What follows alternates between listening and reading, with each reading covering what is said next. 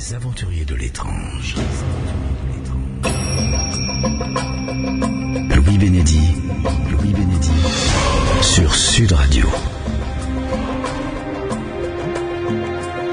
Bonsoir et bienvenue dans les aventuriers de l'étrange. Ce soir, cette émission est consacrée à des expériences vécues par des témoins qui vont nous appeler au 0826 300 300, mais également à des chemins de vie. Alors, deux beaux témoignages, vous allez les découvrir ce soir, émouvants, intéressants, avec David pour commencer, du Tarn, qui va nous raconter les expériences qu'il a vécues, des expériences dont il pense qu'elles sont paranormales. On va décortiquer cela ensemble tous les deux et comprendre ensuite son chemin de vie, sa recherche, sa quête, je dirais, de réponses. Donc ce sera le premier témoignage et ensuite un autre témoignage extraordinaire qui a enclenché un changement dans la vie de ce docteur en médecine, celui de Chantal de Marseille. J'en profite d'ailleurs pour saluer les auditeurs et auditrices de Marseille qui viennent nous rejoindre de plus en plus nombreux et j'en suis ravi. Donc Chantal de Marseille, docteur en médecine, qui lorsqu'elle a été interne dans un service de neurologie, a vécu quelque chose d'absolument extraordinaire, de très très très émouvant. Elle interviendra donc en fin d'émission. 0826 300 300, vous connaissez ce numéro de téléphone, c'est le vôtre si vous voulez me contacter, si vous pensez avoir vécu un phénomène d'apparition, si vous pensez qu'il se passe de choses assez étranges dans votre maison, vous m'appelez, vous me laissez vos coordonnées et un bout de votre témoignage sur ma boîte vocale des aventuriers de l'étrange. Pour répondre aux différentes questions concernant le témoignage d'un auditeur qui a été témoin d'une apparition d'un petit garçon qui lui a montré un endroit particulier où visiblement il fallait creuser dans un terrain, nous continuons à suivre l'affaire et nous ne manquerons pas évidemment de vous tenir au courant des résultats de nos investigations avec Pierre Massias une fois que nous serons allés sur place et que nous aurons éventuellement creusé. Donc ne vous inquiétez pas, on vous tient au courant. Les aventuriers de l'étrange. Louis Bénédy sur Sud Radio. Un témoignage maintenant tout à fait intéressant, celui de David qui réside dans le Tarn, qui vient de nous rejoindre au 0826 300 300. David, bonsoir. Bonsoir, Louis Bénédy. Merci de venir nous rejoindre dans les aventuriers de l'étrange sur Sud Radio. Vous m'avez envoyé un email, j'en profite d'ailleurs pour rappeler l'adresse pour ceux et celles qui veulent m'écrire et éventuellement apporter leur témoignage, leur point de vue à cette émission et venir par là même l'enrichir. Vous m'envoyez votre email à étrange@sudradio.fr, Sud Radio en un seul mot, étrange au singulier @sudradio.fr. David, avant de rentrer dans le détail de ce que vous avez vécu et surtout de voir avec vous la manière avec laquelle vous l'analysez, on peut préciser que vous êtes cadre de santé. Tout à fait. Vous travaillez dans le domaine public, donc dans un hôpital, oui. et vous êtes plutôt orienté dans le domaine de la neurologie et de la psychiatrie. Oui, hein, exactement. C'est voilà. d'ailleurs qui m'a aidé après pour essayer de donner du sens à ce que j'ai pu vivre. Voilà. Donc, sachant cela, nous allons commencer d'abord par ce que vous avez vécu juste après, il va falloir que vous nous racontiez la situation avant, évidemment, et après, le décès de votre grand-père maternel. Oui. De quoi s'agit-il ? Alors c'est une histoire qui est à la fois troublante et en même temps très touchante, selon la façon dont on peut la regarder. Oui. Donc je m'explique. Mon grand-père était... Alors là, je suis obligé d'expliquer quand même un contexte de vie, pour que tout le monde comprenne bien. Bien sûr. Mon grand-père était d'origine portugaise et il avait, comme beaucoup de gens du Sud, une grande attirance pour la musique. Oui. Et c'était un monsieur qui, d'une part, ne connaissait absolument aucune notion musicale et qui plus est était complètement illettré, donc il n'avait aucune notion de lecture. Oui. Et il jouait de temps en temps, lors des repas de famille par exemple, ou le dimanche, de ma guitare. Et il en jouait à l'envers, c'est-à-dire qu'en fait il était gaucher. Ah, oui. Et ma guitare, elle est montée oui. dans une position de droitier. Voilà, comme Jimi Hendrix, pour citer un exemple célèbre. Exactement, comme Jimi Hendrix ou comme Manitas et Platas, évidemment, pour ceux qui aiment le flamenco. Dans deux domaines différents, voilà. Exactement. Ouais. Donc, ce qui fait que lorsqu'on est musicien, et avec une oreille musicale comme la mienne, lorsque vous accordez une guitare dans une position, entre guillemets, classique, ouais. Peu importe dans quel sens vous la tenez d'ailleurs, mais il faut toujours qu'il y ait la plus grosse corde grave en haut. Et donc la plus petite aiguë en bas. Ouais. Ce qui fait dans le sens de l'accord, quand on accorde ces cordes, il faut que ça donne les tonalités suivantes: mi grave, la, ré, sol, si, mi. Ce qui fait mi, la, ré, sol, si, mi. Ouais. Voilà. Or, mon grand-père, la façon dont il tenait sa guitare, ça donnait l'inverse, c'est-à-dire mi, si, sol, ré, la, mi. Ouais. Voilà. Alors ça, c'est pour la petite précision qui est très utile pour la suite. Voilà. Donc, vu qu'il aimait beaucoup la musique, eh bien, j'ai proposé, pour lui rendre un dernier hommage, de lui jouer un morceau de guitare lors de ses obsèques. Voilà. Ouais. Donc je lui joue un morceau de guitare que je compose moi-même. Là, vous lui en avez parlé de son vivant ou c'est vous qui l'avez décidé après son décès? Pas du tout. C'est le jour de son décès, où en discutant avec le prêtre et en essayant d'évoquer les moments forts de sa vie, il me vient l'idée qu'il aimait tellement la guitare et ma guitare en particulier et la musique que j'ai proposé de lui rendre hommage de cette façon. Oui. Voilà. Oui, tout à fait. Voilà. Donc c'était un petit clin d'œil de ma part. Bien sûr. Voilà. Donc je joue ce morceau de guitare dans l'église, au moment des obsèques, vraiment. Et voilà, tout se déroule, voilà, comme une façon classique d'obsèques que tout le monde peut imaginer. Voilà. Alors j'imagine que lorsque vous avez joué, ça devait être pour vous un moment d'une émotion assez intense quand même. Alors c'était un moment d'émotion effectivement personnelle très intense, de communion je dirais, voilà, et c'était un moment très fort aussi pour l'assemblée qui était présente. Oui. Voilà. Qui plus est, après j'ai fait une lecture personnelle aussi de moments forts de sa vie, donc j'ai été très présent à un moment donné des obsèques par rapport à mon grand-père. Voilà. Et alors, après ces obsèques, 2 jours plus tard, je me retrouve dans ma maison du Tarn, en compagnie de ma femme, et ma guitare se trouve juste en face de notre chambre, dans une chambre qui n'était pas encore la chambre de mon fils, puisqu'il n'était pas encore né, et qui servait de chambre d'appoint. Voilà, de bureau, dans lequel aussi il y avait quelques cartons, voilà, que nous n'avions pas déballés. Et ma guitare était bien rangée, puisque j'y fais très attention, vous en doutez, sur un porte-guitare qui est vraiment adapté pour ça. Voilà. Vraiment, dans un coin où elle était, je dirais, il n'y avait rien autour. Oui, elle était à l'air libre, elle était posée comme ça sur ce porte-guitare. Exactement, elle était à l'air libre et il n'y avait vraiment rien autour. Et donc ça se passe 2 jours après les obsèques. Il est 23h, je suis donc au lit en compagnie de ma femme et nous sommes dans la phase, si vous voulez, de relaxation et d'attente du sommeil. C'est-à-dire que nous sommes encore vigilants.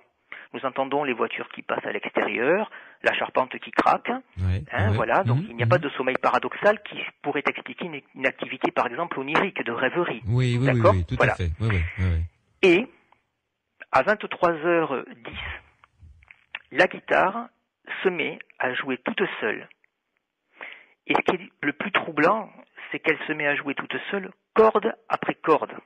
C'est-à-dire que les 6 cordes ont sonné.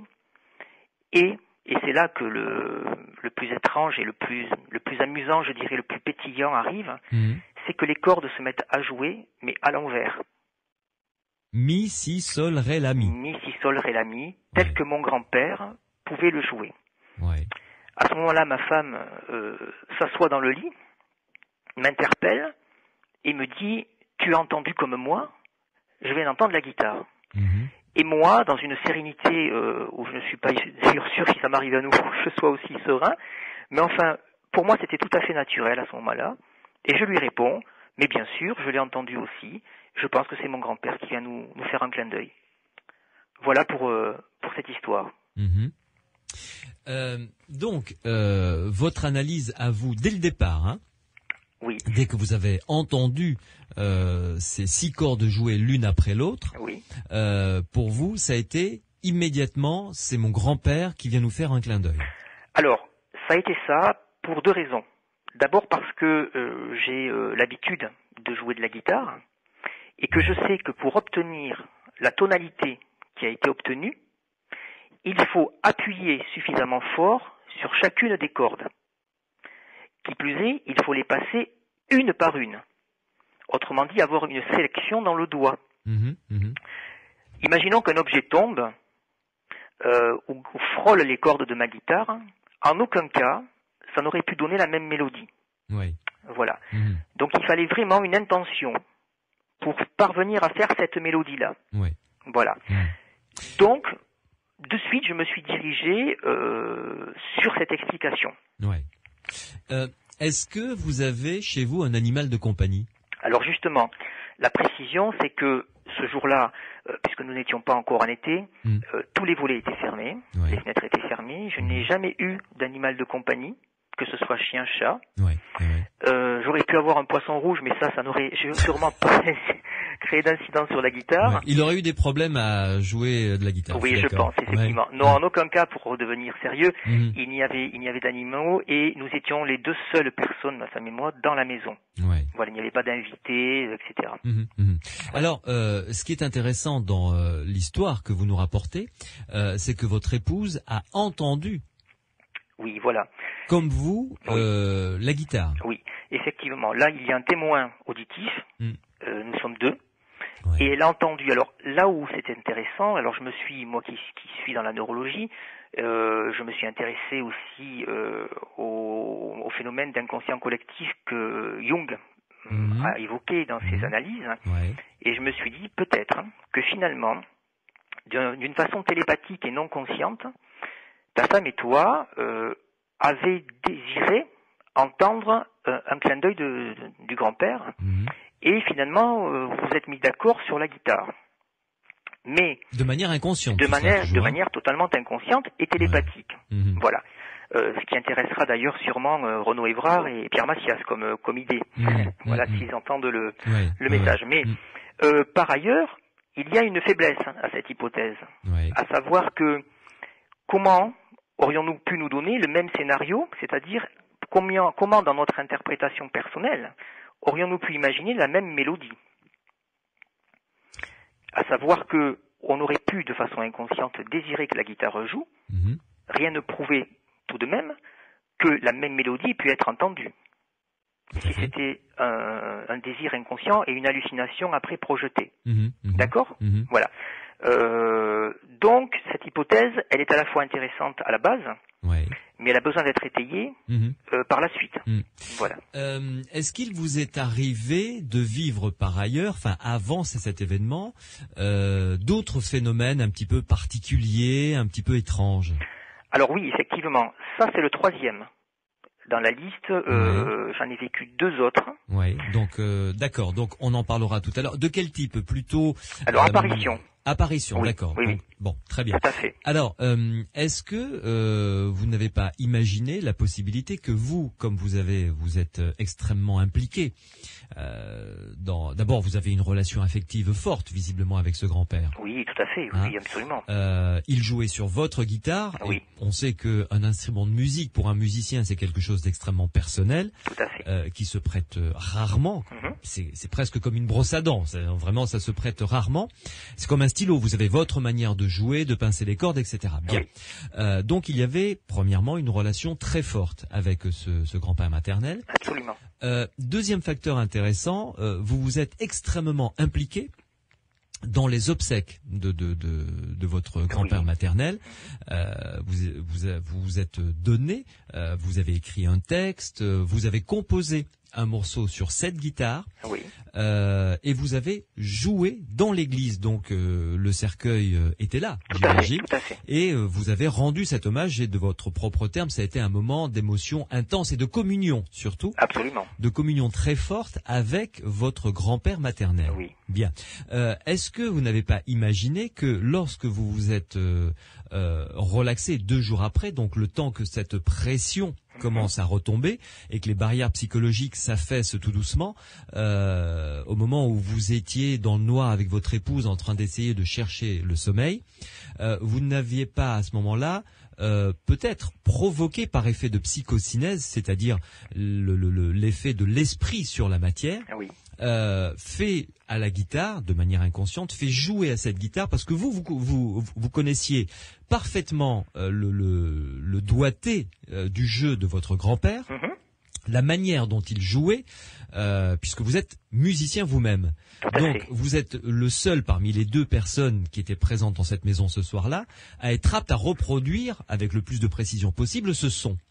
Donc, est-ce que vous n'avez pas imaginé que c'était vous qui, de manière inconsciente, pour faire un dernier clin d'œil à votre grand-père, ou pour faire, à ce moment-là, pour clôturer, je dirais, votre deuil, lui dire au revoir, de manière inconsciente, avait fait jouer votre guitare comme lui l'aurait joué? Alors c'est une hypothèse particulièrement intéressante que vous évoquez et à laquelle j'ai effectivement pensé en me rapprochant des phénomènes par exemple de poltergeist que l'on a pu aussi voir dans certaines histoires où les phénomènes étaient induits par les personnes qui habitent dans la maison. Tout à fait. Voilà. Donc effectivement j'y ai pensé. Maintenant, je ne peux pas vous dire aujourd'hui que j'ai suffisamment d'éléments pour obtenir un diagnostic différentiel, je dirais, entre un phénomène de psychocinèse induit, je dirais, par ma propre personne. Oui, de manière inconsciente. De manière totalement inconsciente, et une véritable intervention de l'au-delà. Ah. Voilà. Oui. Ceci étant. Ou encore, on peut imaginer, alors je ne sais pas par quel biais, il faudra enquêter sur place et voir les éléments, voir la disposition, etc. Ne pas rejeter de but en blanc l'hypothèse d'un élément extérieur, tout à fait tangible, c'est-à-dire, je sais pas moi, n'importe quoi, qui, un lézard, je dis une bêtise peut-être, sûrement même, mais un lézard qui passe par là et qui, sans faire exprès, en s'agrippant avec ses pattes crochues sur les cordes, joue de manière tout à fait par hasard les 6 cordes comme votre grand-père l'aurait joué. Donc ces 3 hypothèses restent encore en lice, si j'ose dire, jusqu'à plus amples informations. Alors oui, et je dirais même qu'elles vont y rester longtemps parce que entre-temps j'ai déménagé, donc je ne suis plus dans la même maison et que de mon point de vue, en tout cas, cette histoire a été propice, si vous voulez, à m'insérer dans une démarche de recherche. Voilà, donc je crois que ça a été un tremplin. En toute honnêteté, le phénomène de psychocinèse, je ne le rejette pas du tout.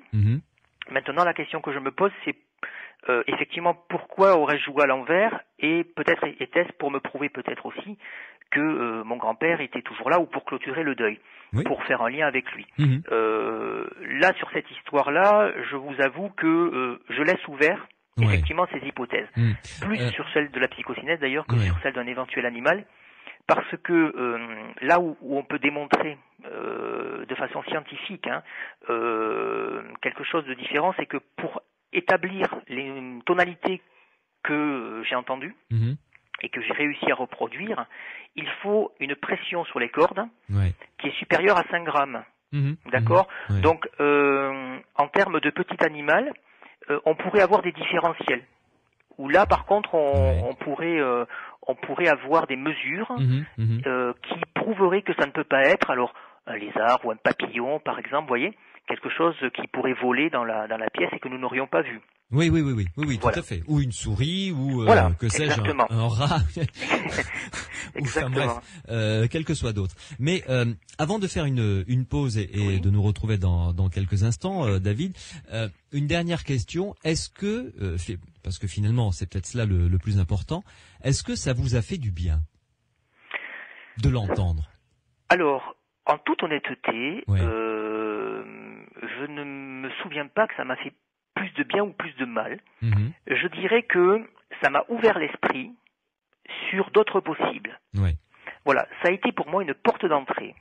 Mais en ce qui concerne le départ de votre grand-père, c'est de cela dont je parle. D'accord. Est-ce que ça vous a permis de mieux le vivre, de mieux l'accepter? Pas vraiment, parce que je dirais que j'étais déjà ouvert sur une certaine philosophie de vie. D'accord. Et ça m'a apporté une preuve supplémentaire que peut-être il y a d'autres possibles. Voilà, au niveau affectif, ça n'a pas joué d'une grande différence, que ce soit dans le positif ou dans le négatif. D'accord. Voilà. Une première pause, mon cher David. Je rappelle que si vous voulez me contacter par mail, c'est étrange@sudradio.fr, ou si, comme David, vous avez vécu ce type de phénomène relatif à une personne décédée, un phénomène d'apparition, ou s'il se passe quelque chose d'étrange dans votre maison, vous nous appelez au 0826 300 300, 0826 300 300, et vous me laissez vos coordonnées dans ma boîte vocale, les aventuriers de l'étrange. Nous sommes sur Sud Radio. À tout de suite. Les aventuriers de l'étrange. Louis Bénédy. Sur Sud Radio. David Dutarn est avec nous au 0826 300 300. Vous nous avez fait part, David, et je vous en remercie d'ailleurs, d'une très belle histoire avec votre guitare. Ça remonte à combien d'années ? Ça remonte à 8 ans. 8 ans. Voilà. Ouais. Et j'imagine que ça reste toujours clairement imprimé dans votre esprit. C'est un souvenir qui reste clair et fort. Ah oui, ce sont des histoires qui marquent. Ce sont des histoires qui marquent, même sur une durée très courte finalement, parce que ça a duré en tout et pour tout 15 secondes, je dirais. Oui, c'est extrêmement court. Oui. Mais 15 secondes qui sont à tout jamais ancrées dans ma mémoire. Je rappelle que pour ceux et celles qui viennent de nous rejoindre sur Sud Radio, vous êtes cadre de santé, oui, dans le domaine de la neurologie et de la psychiatrie. Oui. Vous avez une formation d'infirmier, donc quand même une approche relativement scientifique. Alors, parlons un petit peu maintenant, parce que vous l'avez à peine évoqué tout à l'heure, de deux autres phénomènes que vous avez vécus. Alors, avant cette histoire avec votre grand-père, par lequel voulez-vous commencer ? Écoutez, on va remonter dans le temps, si vous voulez bien, de façon chronologique. Ce que je vous propose, c'est de passer à la seconde. Oui, alors, la seconde histoire, elle se déroule quelques années auparavant, et je suis infirmier, j'exerce mes fonctions sur un centre hospitalier de Toulouse, à ce moment-là. Ouais. Il est 12h30, et je me trouve sur une grande avenue de Toulouse, que les Toulousains connaissent bien, puisqu'elle s'appelle la route d'Espagne. Et je roule doucement, et à 12h30 sur la route d'Espagne, à ce moment-là, il n'y a pas grand monde. Oui. Voilà. J'arrive à hauteur d'un abribus, qui se trouve tout près d'un rond-point, à une vingtaine de mètres à peu près. Avant le rond-point. Avant le rond-point, dans le sens effectivement de la marche. Oui. Et dans cet abribus, je vois, mais alors de façon très claire, une amie qui était décédée quelques années auparavant, dans des conditions tragiques d'ailleurs, puisqu'elle a été assassinée. Je vois clairement assise dans l'abribus cette personne, dont le physique était très reconnaissable. Parce qu'elle avait une façon de s'habiller, un physique très particulier, et je la vois qui pleure. Donc je passe à peu près, comme le rond-point arrive dans 20 mètres, je suis à peu près entre 25 et 40 à l'heure. Donc je roule assez doucement pour avoir quelques détails que l'on n'aurait pas si on roulait à 90 km/h par exemple. D'accord ? Voilà. Et donc je distingue cette personne et je me dis c'est elle. Alors, si vous me permettez, je ne la nommerai pas, pour ne pas susciter, voilà. Mais je me dis c'est elle.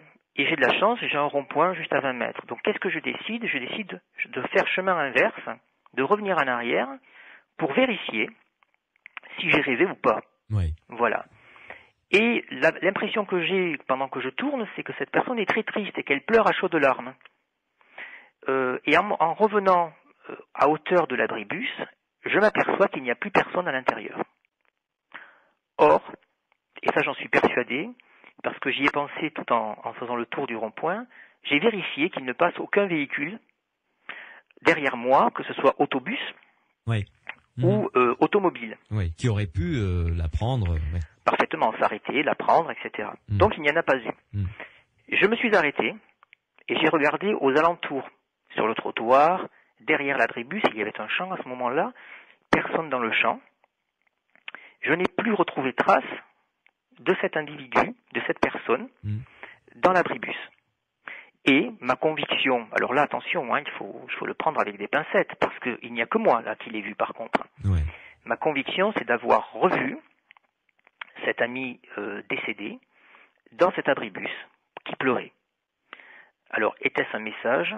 Était-ce de ma part une hallucination ? Une création typiquement inventé par mon cerveau. Là, toutes les hypothèses peuvent être, en tout cas, mises en place. Ouais. Toujours est-il que cette personne, physiquement, avait l'habitude de se raser les cheveux. Elle était, c'était une dame, hein, elle était peignée vraiment rasée, à la limite d'être chauve. Ouais. C'était sa façon d'aimer les coupes de cheveux. Elle avait de grands yeux verts et elle se maquillait avec, je dirais, exagération. Oui, vraiment, voilà. Exubérance. Quoi. Exubérance, voilà. Elle avait de grandes boucles d'oreilles et la personne que j'ai aperçue était le portrait, vraiment, le portrait collé de cette personne décédée. Ouais. Alors, on va revenir un petit peu en arrière, si vous le permettez, David. Oui, je vous en prie. Lorsque vous êtes arrivé, donc vous aviez dit vous nous avez précisé que c'était 20 mètres avant le rond-point. Oui. Cette personne assise dans la brébus était donc sur votre droite. Oui. Hein. Vous êtes arrivé 25-30 km/h à peu près, donc ça vous a donné le loisir, lorsque vous l'avez croisée à votre hauteur, de pouvoir la regarder assez intensément. Oui. Elle était toute seule d'abord sous l'abribus ? Oui, elle était seule. D'accord, donc pas de personne autour qui pouvait vous cacher la vision à un moment ou à un autre ? Non, absolument Bien. pas. Vous l'avez formellement reconnue, parce que à cette vitesse-là et en passant si près, je veux dire, il y a peu de place au doute. C'est elle, c'est pas elle. Là, pour vous, visiblement, c'était elle. Ah oui, absolument. Hein. C'est-à-dire que j'aurais mis ma sœur, par exemple, à la place. Oui, je me serais arrêté parce que j'aurais été persuadé que c'était elle. Oui. Donc là, c'est le même cas. C'est-à-dire que là, vraiment, alors effectivement, je n'aurais pas mis ma main à couper. Ma face était à 2 doigts que je l'allumette. Hein. Oui, j'étais vraiment persuadé. Bon, très bien. Alors, maintenant, sans rentrer trop dans le détail, mais le type de relation avec cette personne, c'était une amie que vous connaissiez de longue date, c'était qui par rapport à vous, ou votre entourage, ou peut-être professionnel ? Alors, c'était une amie, effectivement, avec qui je travaillais, dans le domaine de l'animation. D'accord. Voilà, donc on n'était pas avec des liens familiaux, mais c'était une amie que je côtoyais de temps en temps. Nous travaillions ensemble dans le même organisme d'animation, et je la voyais de temps en temps. D'accord. Voilà. Donc une relation amicale, sympathique, quoi. Voilà, une relation amicale sympathique. On pouvait s'inviter boire un pot ou dîner ensemble de temps en temps. Oui. Voilà. Oui. Donc une bonne relation, effectivement. Oui, absolument, quelqu'un que j'appréciais bien, qui avait vraiment quelque chose de sympathique à mon égard. Voilà. D'accord, tout à fait. Et son décès est intervenu combien de temps avant cette apparition ? Alors son décès est intervenu à peu près 3-4 ans avant cette apparition. Et honnêtement, ce dont je suis persuadé par contre, c'est que au moment où je roule sur cette avenue de Toulouse, je ne pense aucunement à cette personne-là. Je suis en train d'essayer de voir comment ma journée de travail va s'organiser dans le service dans lequel je me trouve. Je pense déjà aux patients que je vais prendre en charge, etc., puisque je ne suis pas loin d'arriver sur l'hôpital dans lequel je travaille. Oui. Il n'y a aucune corrélation avec une date anniversaire de décès, de naissance, de choses comme ça ? Non, absolument pas. Oui. Absolument pas. Voilà, ça a été vraiment d'une façon totalement anodine, quoi. Voilà. Et est-ce que vous avez eu la manière dont vous l'avez vue en train de pleurer, en train de pleurer assise comme ça dans l'abribus, est-ce que vous aviez déjà eu cette situation ? Je veux dire, est-ce que c'était le souvenir d'une situation déjà vécue ?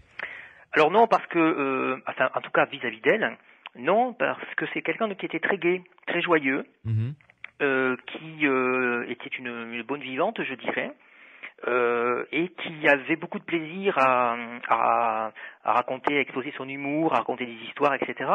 Donc moi, je ne l'avais jamais vue aussi triste. Jamais. J'ai toujours croisé cette personne très joviale, très avenante, dans un état de ce qu'on appelle les états psychiques positifs. Oui. Vous ne l'avez jamais vue à la suite d'une animation ou avant effondrée dans un coin, assise en train de pleurer, quoi. Pas du tout. C'est-à-dire qu'en fait, si vous voulez, j'aurais très bien pu reproduire l'image de cette personne qui m'était restée ancrée dans un inconscient. C'est une partie de ma mémoire. J'aurais très bien pu la projeter telle que je l'ai connue dans l'abribus. Ça peut arriver. Dans quel cas, moi, je ne l'ai pas connu comme ça. D'accord. Est-ce que après avoir vécu, parce que ça marque la preuve, plusieurs années après, vous vous en souvenez, oui. Clairement, vous n'avez pas eu envie d'en savoir un petit peu plus, c'est-à-dire, je ne sais pas, soit appeler sa famille, soit son entourage proche, peut-être avoir quelques nouvelles qui pourraient expliquer cette espèce de résurgence de cette image. Alors, en toute honnêteté, au moment où ça s'est arrivé, cette histoire-là, j'étais quand même dans une philosophie très cartésienne, très scientifique, je dirais, au niveau paramédical, hein. Et je me suis dit que il valait mieux pas que j'en parle, hein, parce que, d'une part, la famille que j'ai peu connue, hein, très très peu connue, mais était dans une souffrance monumentale suite à la disparition tragique, hein, de leur fille. Ouais. Voilà, et je n'ai même pas eu l'idée de les déranger, si vous voulez. Qui plus est, comme j'étais moi-même dans l'incertitude, je me disais que j'allais peut-être en créer encore plus chez les autres. Oui, créer de la douleur supplémentaire qui était inutile. Voilà, et que finalement, n'étant sûr de rien, j'allais peut-être remuer le couteau dans la plaie d'une façon très gratuite. Et que ma première intention, c'était plutôt de les protéger. Voilà, de ne pas rajouter de la braise sur le feu. Oui. Voilà, donc je n'en ai jamais parlé. Et ce n'est que quelques années plus tard, lorsque je suis rentré dans ma démarche de recherche, où cette histoire qui m'est toujours restée en mémoire, hein, parce que je la revois comme si c'était hier, hein, je l'ai prise en exemple pour essayer de donner du sens et de répondre à la question comment ça a pu marcher. Voilà. Comment ça a pu marcher quoi ? Comment ça a pu marcher cette apparition, c'est-à-dire comment je pourrais l'expliquer. Voilà. Voilà. Donc, alors. Pas d'enquête a posteriori pour savoir si ça correspondait à une période particulière ou à une autre. Non, en toute honnêteté, non. Voilà. Est-ce que vous avez, parce que vous vous êtes arrêté au retour, vous vous êtes arrêté pour essayer de voir ce qui se passait. Est-ce que vous avez envisagé la possibilité que c'était tout simplement quelqu'un d'autre qui lui ressemblait beaucoup, mais que c'était une autre personne? Oui, bien sûr, je me suis dit, c'est sûrement quelqu'un d'autre. Parce qu'on en croise, que ce soit à Marseille, à Bordeaux, à Toulouse, à Perpignan ou que sais-je, des jeunes femmes, le crâne un peu rasé, un peu habillées de manière originale, exubérante. Enfin, il y en a pas légion, je vous l'accorde, il y en a pas beaucoup, mais il y en a quand même. Il y en a quand même, et puis bon, de toute façon, il est évident que sur l'ensemble de la population, ne serait-ce que toulousaine, il y a de fortes chances de croiser au moins une personne qui ressemble de très près, voilà, exactement. Donc, moi, je me suis dit qu'effectivement, j'avais dû voir quelqu'un qui avait le même physique. Sauf que là où je me pose des questions, c'est que comment en 20 secondes, cette personne n'est plus dans l'abribus? Où est-elle passée?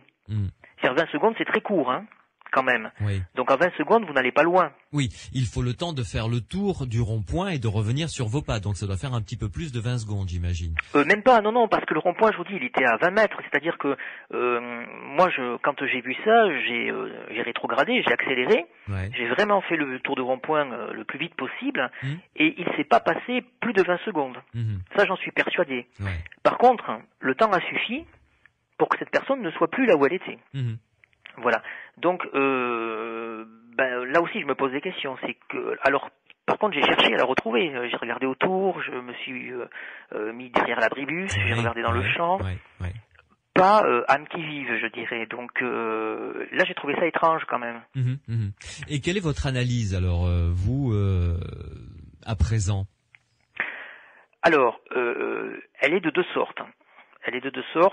La première, c'est que il est possible que le cerveau mémorise des désirs et des actes de scène de façon très subliminale, pour les projeter plus tard.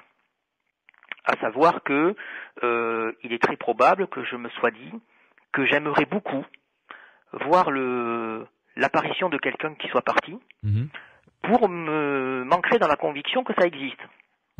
D'accord ? Une autosuggestion en quelque sorte. Une sorte d'autosuggestion, effectivement, travailler en image, c'est-à-dire qu'en fait...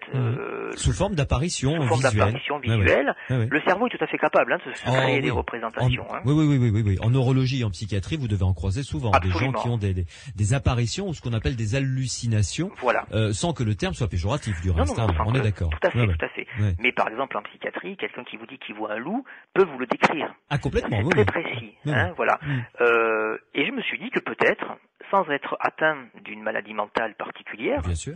Mon cerveau, à un moment donné, ait pu projeter via mon aire visuelle, via mes yeux, une image que j'avais bien envie de voir. Est-ce que c'était, puisque vous étiez dans un état d'esprit de recherche dans ce domaine-là, sur le monde des décédés, des personnes disparues, etc. Votre grand-père maternel n'était pas encore mort. Vous n'aviez pas de décès dans vos proches récents ou... Non. Le seul remontait à quelques... Non, mais puis même, je crois que mon grand-père paternel est décédé après. Vous voyez, donc non, à ce moment-là, non. Donc ce qui veut dire que le seul décès qui vous est réellement touché affectivement, c'était celui de cette jeune femme. Même s'il remontait à 3-4 ans. Celui-là m'avait touché dans la mesure où, en plus, c'était un assassinat. Donc, qui plus est, quand on vous parle d'assassinat, ça bouleverse, quand même, ne serait-ce que le mot, déjà, il est bouleversant. Voilà. Donc, effectivement, oui, cette histoire-là m'a beaucoup touché, surtout quand vous avez connu cette personne. Donc, l'hypothèse selon laquelle vous, étant dans un état d'esprit de recherche sur le monde de l'au-delà, sur ce que deviennent les personnes disparues, décédées, etc., vous n'aviez aucune référence de personnes décédées dans votre entourage, dans un passé plus ou moins proche, sauf celui-ci, personne que vous connaissiez, avec qui vous aviez une relation amicale, sincère quand même, et puis qui est décédé dans des conditions, vous l'avez dit, tragiques. Donc l'hypothèse qui fait que votre inconscient a fait remonter une image à la surface, une construction mentale en quelque sorte, que vous avez vue, ça c'est une hypothèse qui tient la route finalement. C'est une hypothèse qui tient la route, effectivement, dans la mesure où toutes les personnes qui travaillent dans le domaine de la neurologie pourront vous l'attester. Les constructions d'images et de scénarios sont tout à fait possibles. Voilà. Et il y a néanmoins l'autre hypothèse qui ne peut pas être rejetée complètement non plus. C'est comme dans le cadre de ce que vous êtes en train de chercher ou d'essayer de comprendre actuellement, c'est l'hypothèse de la survivance de l'âme. Alors effectivement, il y a une possibilité qu'il ne faut pas écarter, c'est celle effectivement de la survivance.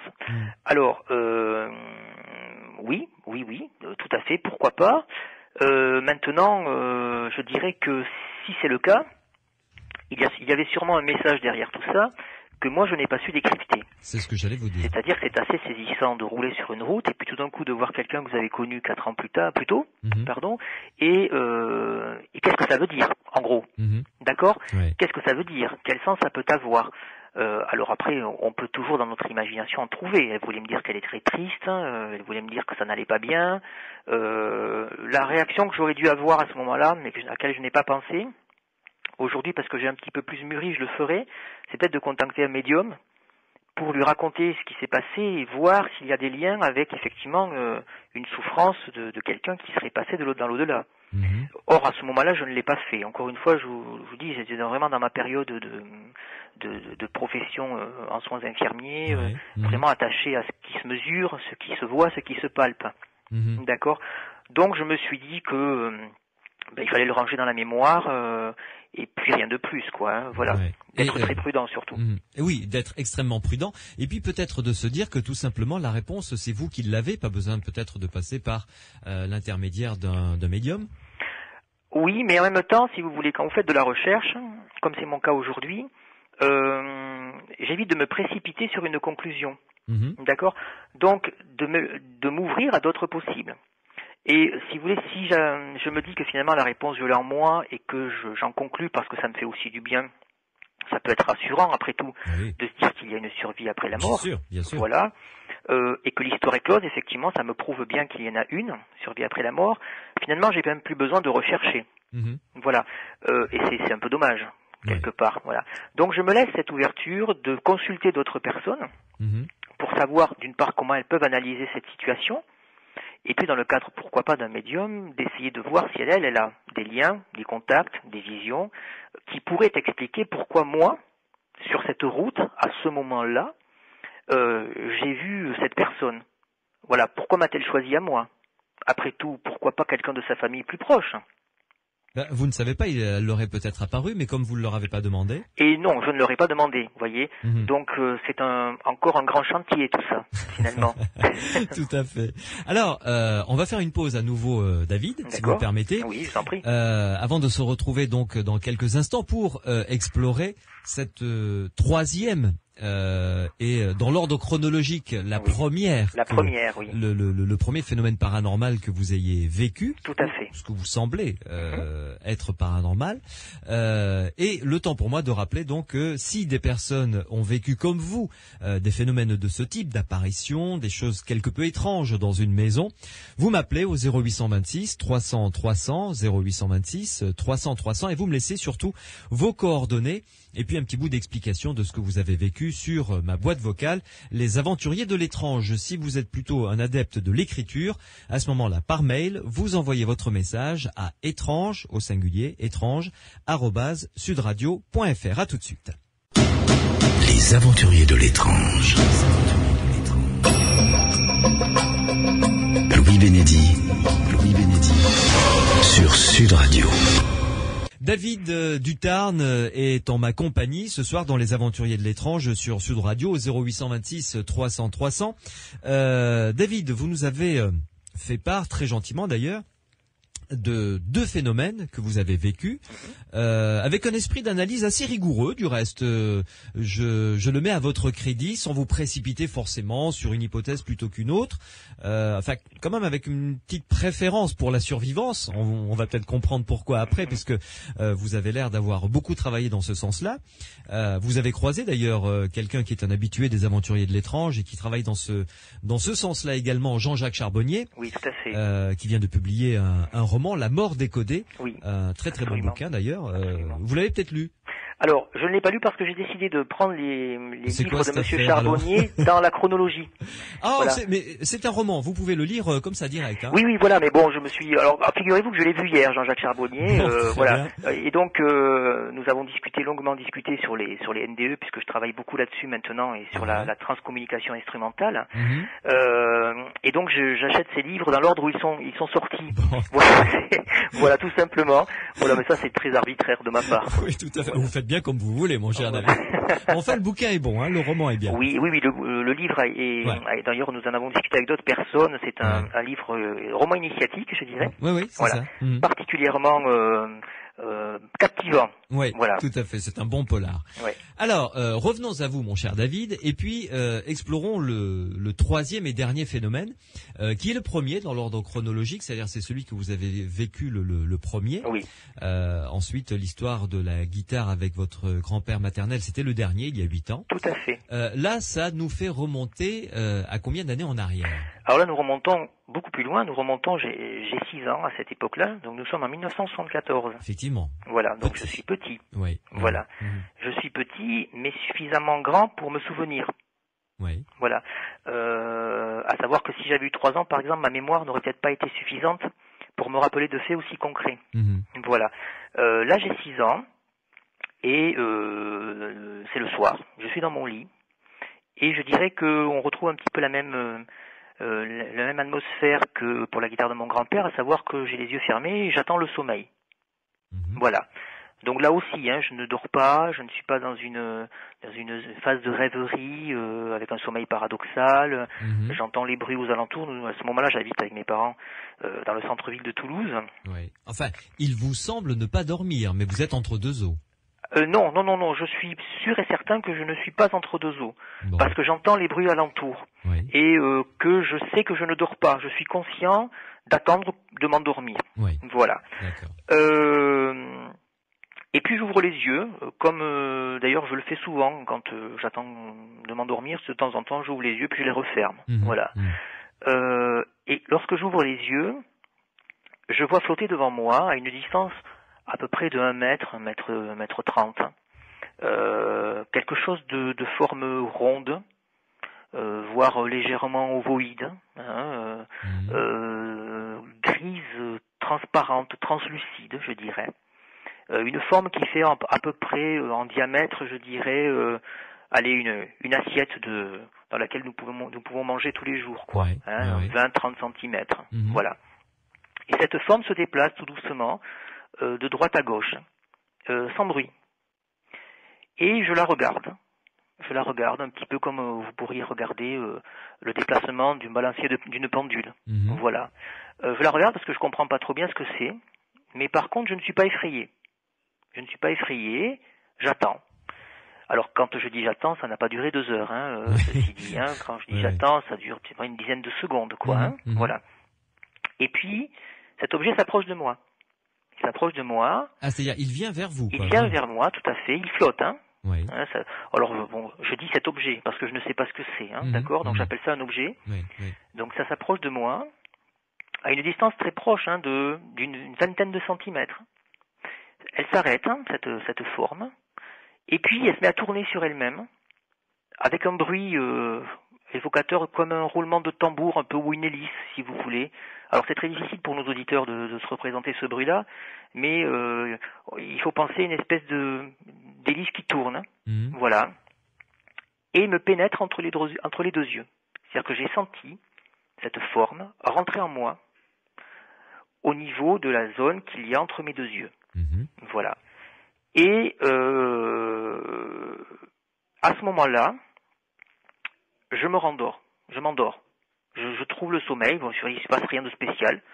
Je n'ai pas le sentiment d'avoir été apeuré, angoissé. Pas effrayé quand cette chose s'est rapprochée de votre front et est rentrée Non, j'ai été très surpris. Je me suis dit, qu'est-ce que c'est ? Bon, il faut dire qu'à 6 ans aussi, on n'a peut-être pas les mêmes questionnements que l'on peut avoir lorsqu'on en a 40. Oui. Mais enfin, on peut être effrayé plus facilement et plus vite. Et étrangement, non. Ça n'a pas été mon cas. Je dois vous avouer que si ça arrivait aujourd'hui, ce serait peut-être pas le cas d'ailleurs. Mais étrangement, non. J'ai par contre très bien senti cette chose rentrer en moi, ce qui peut paraître effrayant là au moment où on le raconte. C'est à peine croyable, quoi, je dirais. J'ai senti quelque chose, effectivement, et je me suis endormi. Bon, les années passent, donc de 6 ans, vous savez, j'en ai 40 pratiquement, donc et dernièrement j'ai rencontré, donc toujours dans le cadre de mes recherches, une personne médium qui me dit vous avez en vous un être de lumière.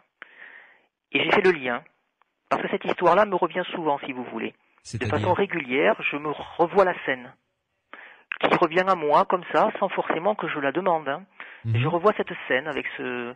En rêve, en souvenir éveillé? Non, voilà, en souvenir éveillé. En souvenir éveillé, parce que tout simplement, je pense que depuis plusieurs années, j'essaie de répondre à la question qu'est-ce que c'était, et que forcément, ça revient à moi parce que je n'ai pas la réponse. Voilà. Donc ça me se rappelle à mon souvenir pour me dire continue de trouver, de chercher, parce que ce serait bien que tu trouves. Voilà. Donc cette personne médium me dit ben oui, effectivement, vous avez eu un contact avec un être de lumière qui est en vous et qui vous aide. Voilà. Je n'en sais pas plus. Aujourd'hui, au moment où je vous parle, je n'en sais pas plus. Toujours est-il que de mon point de vue, c'est l'expérience la plus troublante des 3, parce qu'elle met en relation une vision de quelque chose d'assez indescriptible, voire même impalpable, quelque chose de forme ronde, gris translucide qui flotte devant vous. C'est difficile à décrire. C'était rond, mais c'était sphérique ou rond plat? Non, c'était sphérique. Je ne me souviens pas y avoir vu de relief. D'accord. Donc de là où je suis, je vois une espèce de grosse pièce de monnaie, en gros. Voilà. Voilà. Maintenant, je n'ai pas touché pour savoir si c'était froid, si c'était mou. Je ne sais pas du tout. Je ne sais pas du tout. La seule chose dont je suis certain, c'est que ça avait la capacité de flotter, de se déplacer, et ça a eu la capacité aussi de rentrer en moi. Et là, vous n'avez rien ressenti de particulier au moment où ça a traversé votre front? J'ai senti qu'effectivement quelque chose rentrait. J'ai senti quelque chose qui rentrait. Alors, ça a été très fugace, attention, ça a peut-être pas duré une seconde, je ne sais pas, mais j'ai senti quelque chose qui rentrait. Ça n'avait pas de chaleur particulière, ni de froid particulier, mais j'ai vraiment senti que ça rentrait. Voilà. À grande vitesse. Ça s'est passé très vite, ça, par contre. Cette pénétration au niveau de mon front. Hein. Et puis, toutes ces années qui ont passé, je dirais qu'il ne se passait pas une semaine sans que j'y repense. Voilà. Mais l'avantage que j'ai eu, si vous voulez, c'est que je ne l'ai jamais vécu de façon paniquante. À savoir que on aurait très bien pu imaginer quand même que d'avoir la certitude que quelque chose est rentré en vous, ce soit particulièrement angoissant. D'accord ? Surtout si on peut tout imaginer dans notre culture, hein, que ce soit quelque chose de diabolique, je ne sais pas. Hein, Bon, en même temps, moi, je ne l'ai pas vécu comme ça, et j'ai simplement essayé de comprendre. Je dois aujourd'hui vous avouer que je ne comprends toujours pas, mais cette histoire, par contre, est, de mon point de vue, particulièrement troublante, quoi. Surtout que vous l'avez vécu assez sereinement, finalement, lorsque vous étiez petit. Enfin, ça vous a pas traumatisé outre mesure. Vous n'en avez pas parlé à vos parents, par exemple? Non, j'en ai très peu parlé. Hein. Dans mon entourage, je n'en ai parlé que quand j'étais adulte, hein. C'est-à-dire qu'après 18 ans. Et pourtant, entre 6 et 18 ans, je ne l'ai jamais oublié. Ouais. Mais je n'en ai jamais parlé. D'abord parce que il y a eu des périodes où j'avais l'occasion de le faire, mais je ne l'avais pas en tête, hein, tout simplement parce qu'à des moments donnés vous l'oubliez. Hein. Et puis il y a d'autres moments donnés où ça refaisait irruption dans ma pensée. Je n'avais pas forcément envie de le raconter. Tout simplement parce que alors quand j'étais petit, je ne peux pas vous dire pourquoi j'avais pas envie, parce que ça par contre je l'ai oublié. Mais par contre, quand j'étais adulte, je me suis dit, personne ne va te croire, quoi. Je n'ai eu envie de le raconter que quand j'ai eu autour de moi des gens qui, de mon point de vue, étaient suffisamment capables d'avoir un esprit de recherche et d'ouverture pour se dire que peut-être que ça a pu arriver, effectivement, et de l'accepter tel quel. Sans jugement, si vous voulez. Oui, qui n'allait pas vous prendre pour un joyeux dingue. Voilà.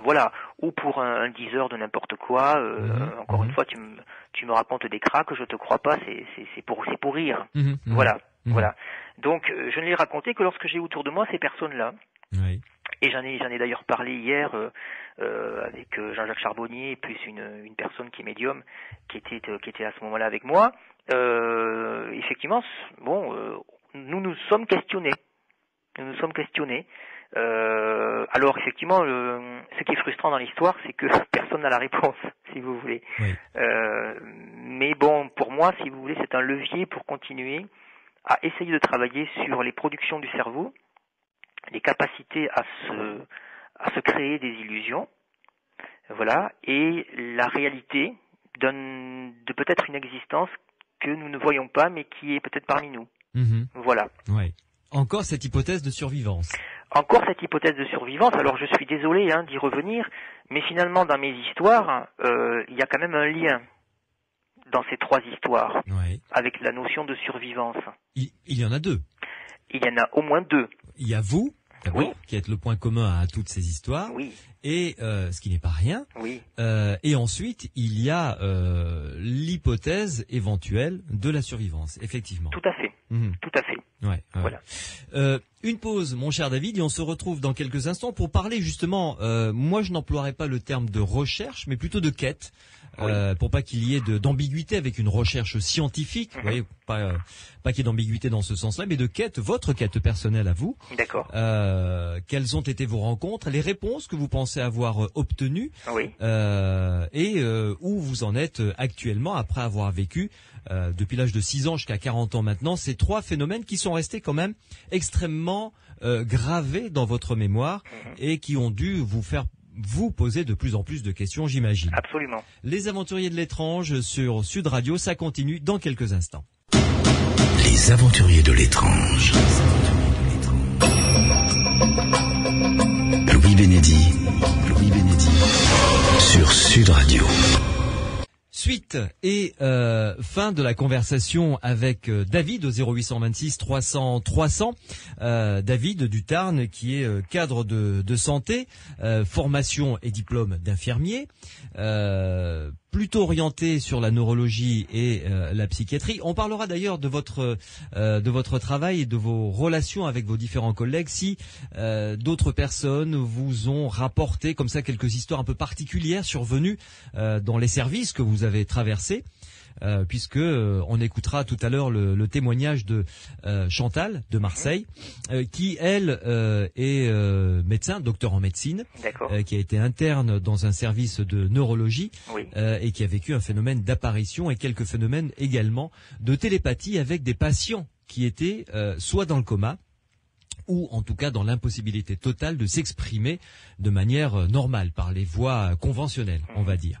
Alors, comment a commencé votre recherche à ces réponses? On l'a compris, parce que vous avez parlé régulièrement de TCI, de transcommunication instrumentale. Oui. Comment a commencé ces recherches? Après le décès de votre grand-père maternel? Oui, je dirais que ça a été le moment où je me suis dit, là, il va falloir quand même que tu t'y mettes de façon beaucoup plus sérieuse. Là, il faut faire quelque chose. Voilà. Alors, en même temps, je me suis dit, sers-toi de tes bagages paramédicaux. Bien sûr.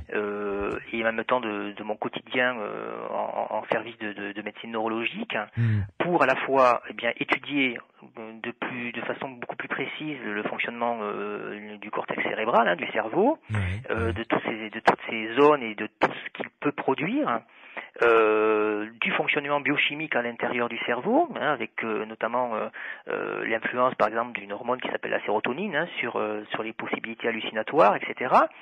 Et de par ces bagages-là, tu pourras essayer en même temps de dire en quoi c'est possible d'avoir vécu ces expériences par ce biais-là, et en quoi ça ne l'est pas s'il y a des détails qui ne pouvaient pas s'inventer par une simple hallucination, par exemple.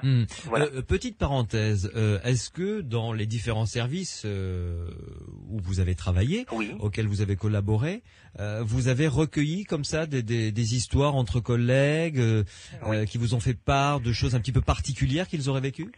Oui, tout à fait. Surtout ces dernières années, là, ces 3 dernières années. Où ça s'ouvre plus. Voilà, oui, ça s'ouvre plus. Et puis en même temps, je dirais que alors là, ça reste quand même des cercles restreints. Il faut pas trop que ça se parle, il faut pas trop que ça se dise. Nous sommes dans un lieu, je dirais, de soins, un lieu de soins cartésien. D'accord, donc il est quand même de prudence de ne pas trop étaler ce genre de choses. Quand même, ça reste encore assez.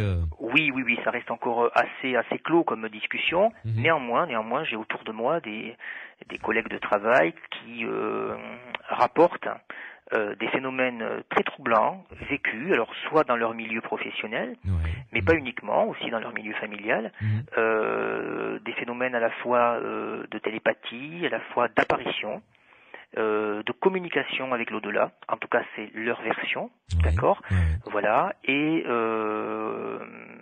il y a des pistes qui se rejoignent et nous essayons d'en discuter, je dirais, pour là aussi essayer d'avancer.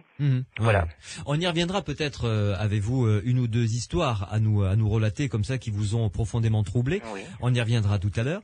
Mais reprenons votre quête. Par quoi avez-vous commencé? Des livres, des émissions, des rencontres avec ce que vous appelez des médiums, des choses comme ça? Alors, sans faire de fausses publicités, je dirais que mes premières accroches, ça a été Sud Radio, à l'époque de l'émission où il y avait Yves Lignon. Oui, où je faisais Le Secret du Mystère. Les Secrets du Mystère. Voilà, tous les deux nous animions cette émission, effectivement. Exactement. Donc c'est une émission que je ne ratais jamais. Très bien. Et qui en même temps était très troublante, parce qu'il y avait des phénomènes quand même racontés, et puis à un moment donné, des phénomènes qui pouvaient être similaires aux miens. Tout à fait. Et donc je me suis dit, finalement, tu vois, tu n'es pas tout seul. Il y a des personnes qui ont vécu à peu près la même chose. Et donc en entendant parler Yves Lignon et puis d'autres intervenants, j'ai eu des références bibliographiques.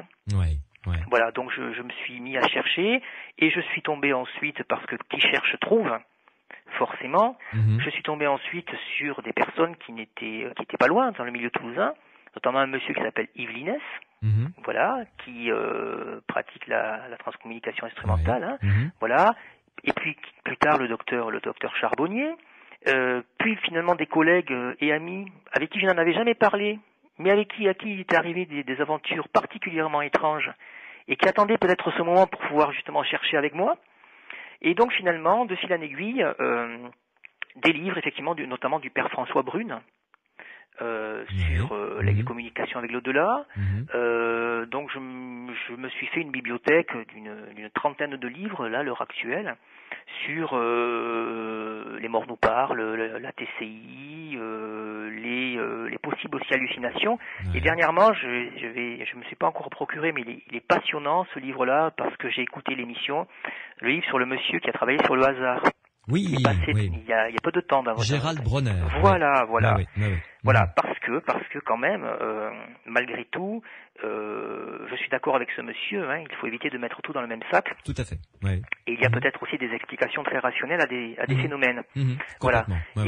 J'ai vraiment trouvé son intervention passionnante, et donc ce livre-là, je me suis promis de me l'offrir aussi pour le lire. Voilà. Donc, vous voyez, c'est un cheminement, grosso modo, de tentative de trouver des liens, voilà, qui part d'émissions de radio, puis qui va vers des bouquins, puis qui fait des rencontres avec des personnes, voilà, que je connaissais et que je ne connaissais pas. Et le cercle, je dirais, c'est agrandi comme ça.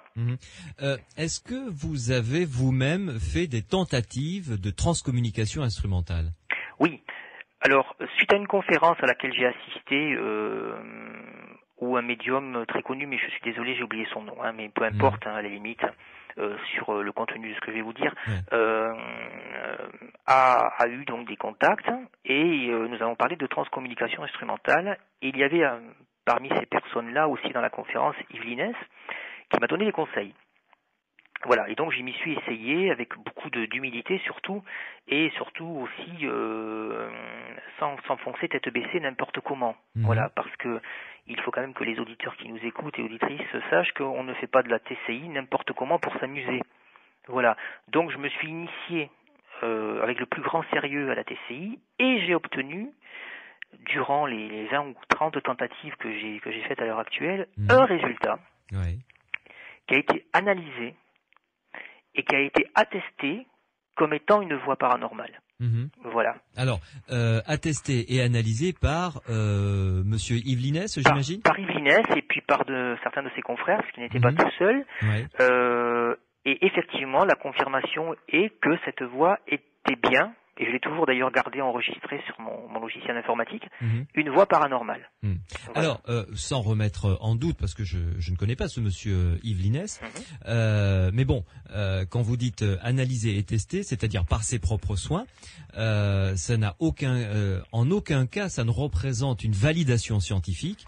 C'est juste que lui, qui a l'habitude de ce genre de phénomène, vous a apporté une sorte de confirmation, vous disant, voilà, c'est une voix paranormale. Alors, nous sommes d'accord. Voilà, surtout que moi je ne lui ai pas demandé qui plus est, puisque je lui fais entièrement confiance. Oui. Enfin, je veux dire, ça n'a rien de scientifique comme analyse et comme label. C'est pas le CNRS qui vous a dit. Non, elle a pas. D'accord. Voilà, non, tout à fait. Elle n'a pas été passée au spectrogramme, par exemple, pour voir le nombre de décibels qu'elle pouvait avoir et les comparer à la voix humaine. Voilà, par exemple. Tout à fait. Nous sommes d'accord. Là, effectivement, j'écarte totalement cette démarche qui n'a pas été faite.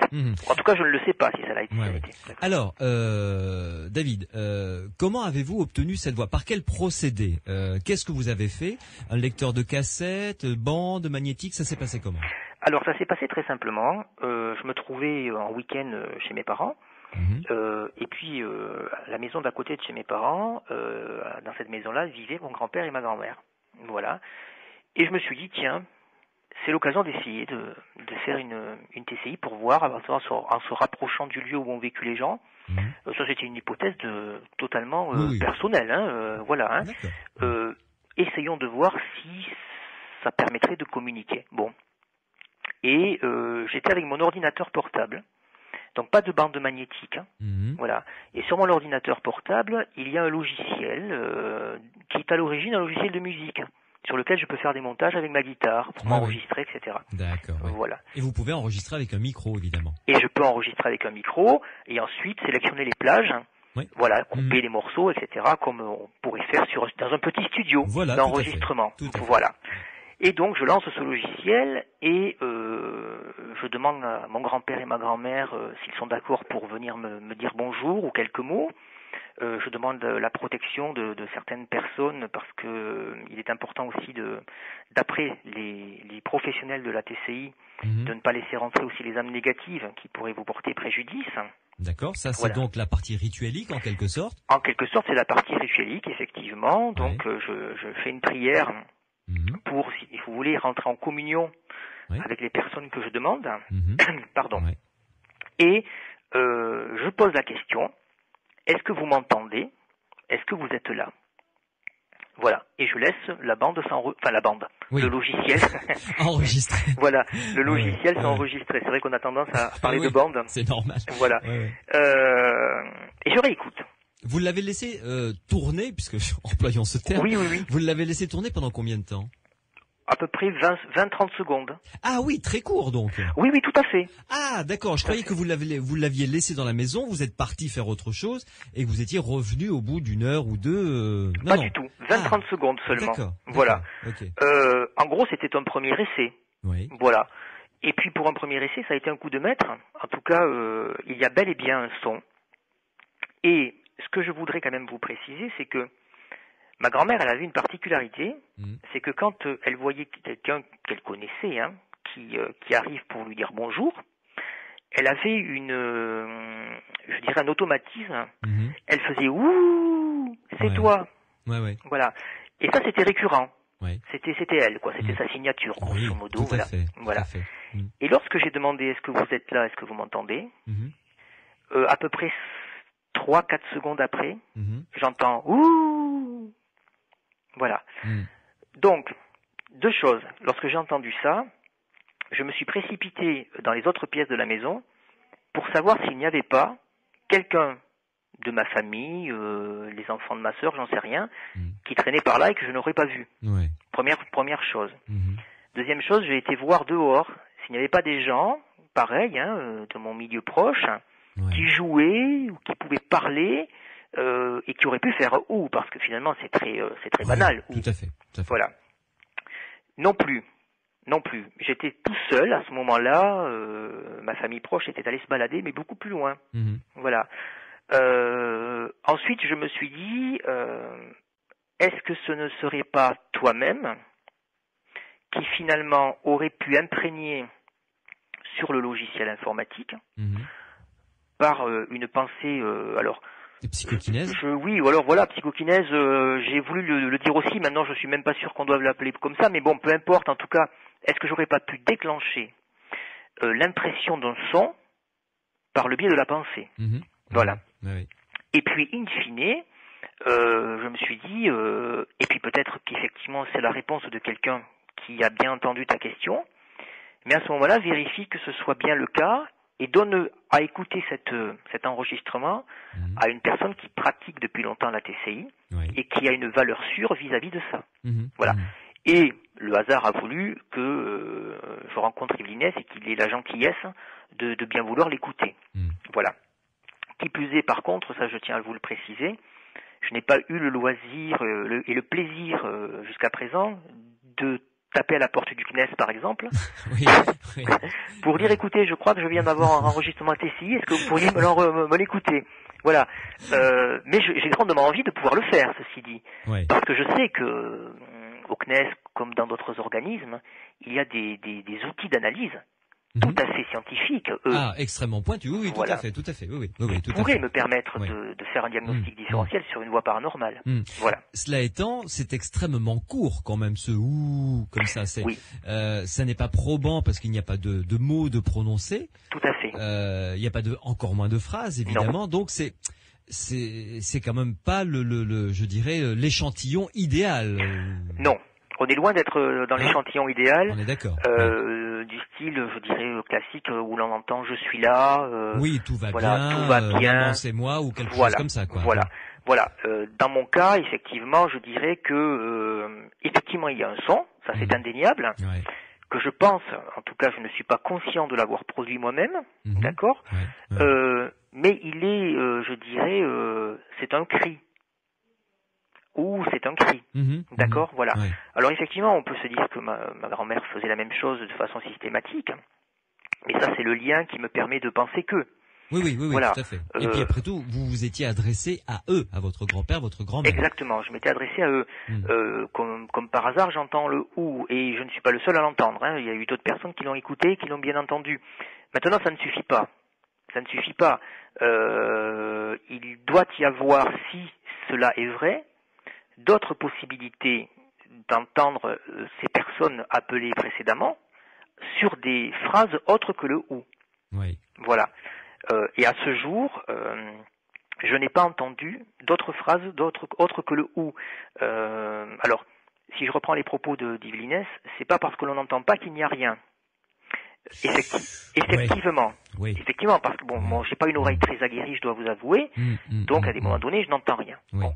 Ceci étant, si il y avait quelque chose de vraiment imprégné, incrusté, je dirais, dans le logiciel ou sur la bande,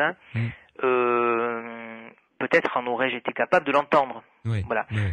Donc, je reste très prudent sur ce fameux enregistrement, que je conserve néanmoins parce que toutefois, c'est intéressant, mais je reste très prudent sur la valeur paranormale de cet enregistrement. Ouais. Est-ce que vous avez fait d'autres tentatives? Parce que là, c'était la première.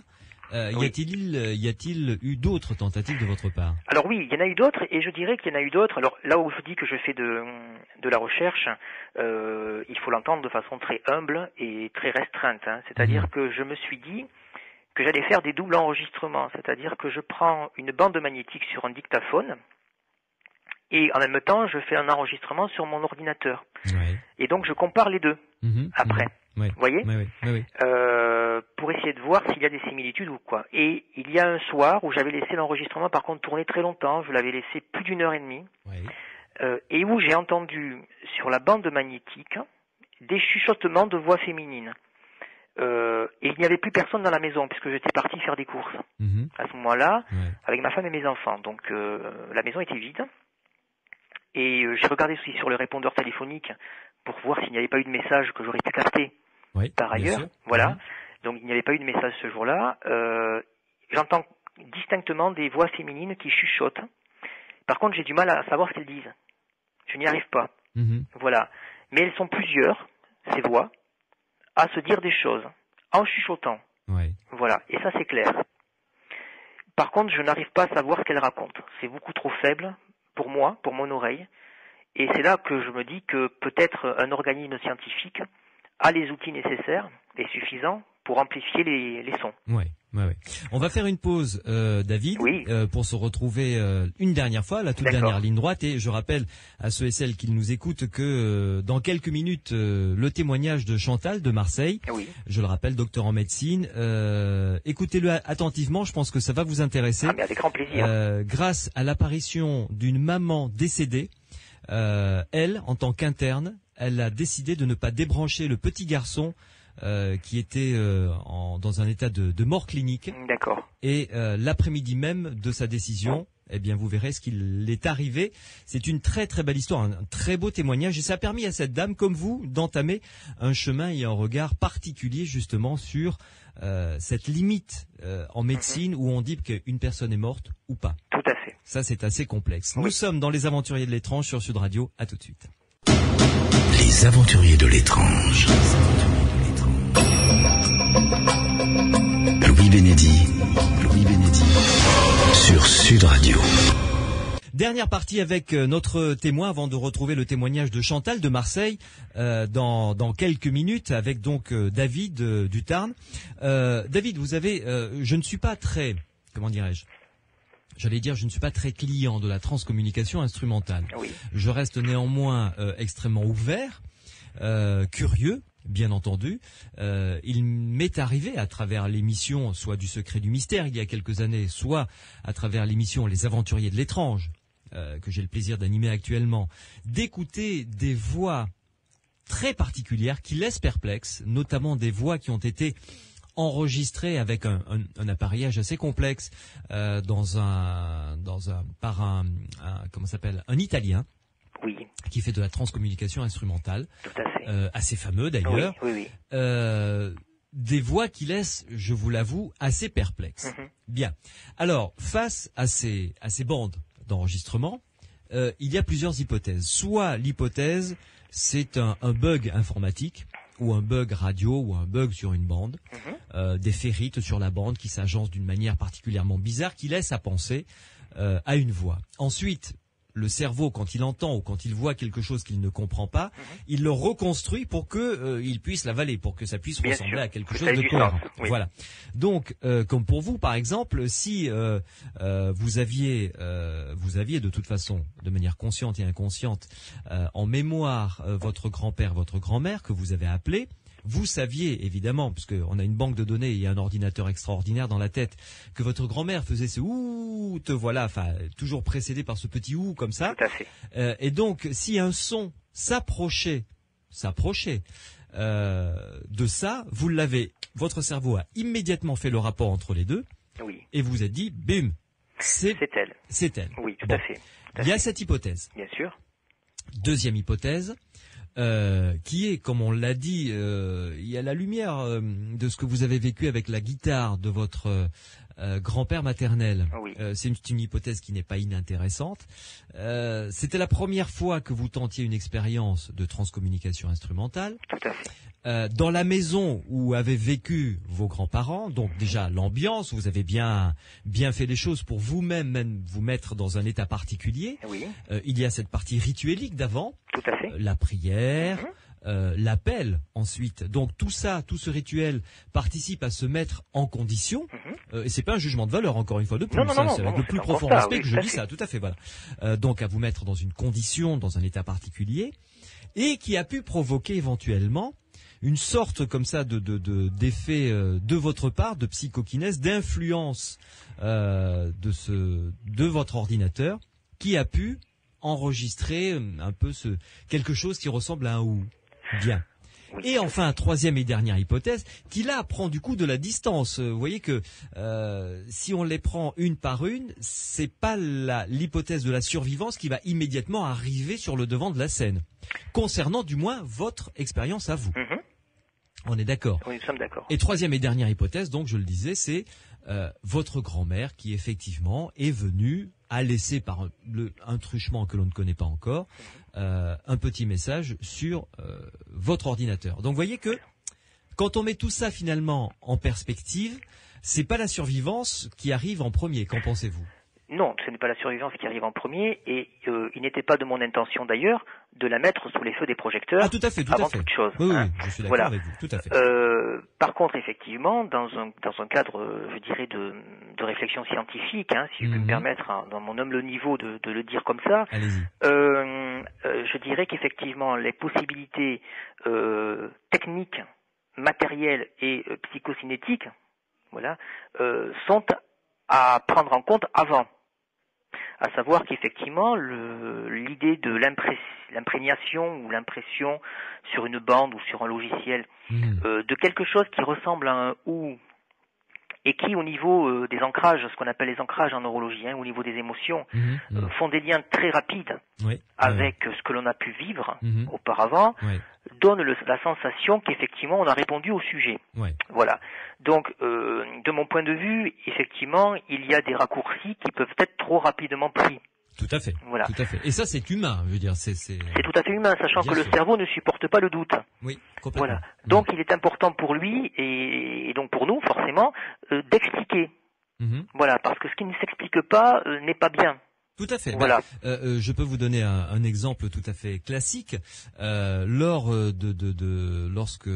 en Amérique du Sud, les premiers galions des conquistadors sont arrivés, il y avait donc des Incas qui étaient sur la plage, qui ont vu ces machins arriver, parce que pour eux c'était des machins, ils n'avaient jamais vu de galion de leur vie, ils ne savaient même pas à quoi ça ressemblait, et ils sont allés tout de suite trouver le grand Inca en lui disant il y a des collines flottantes avec des arbres plantés dessus qui arrivent par la mer. D'accord. Ils n'avaient jamais vu de bateau. Donc pour eux, c'était des collines avec des arbres plantés dessus qui arrivaient par la mer. Tout à fait. Ils se sont raccrochés aux représentations qu'ils connaissaient. Leur cerveau a tout de suite transformé l'information pour qu'elle soit, qu'ils puissent l'avaler, quoi, en quelque sorte. Bien sûr. Voilà. Et oui, puisque par essence, nous ne pouvons pas traduire ce que nous ne connaissons pas. Voilà. Voilà.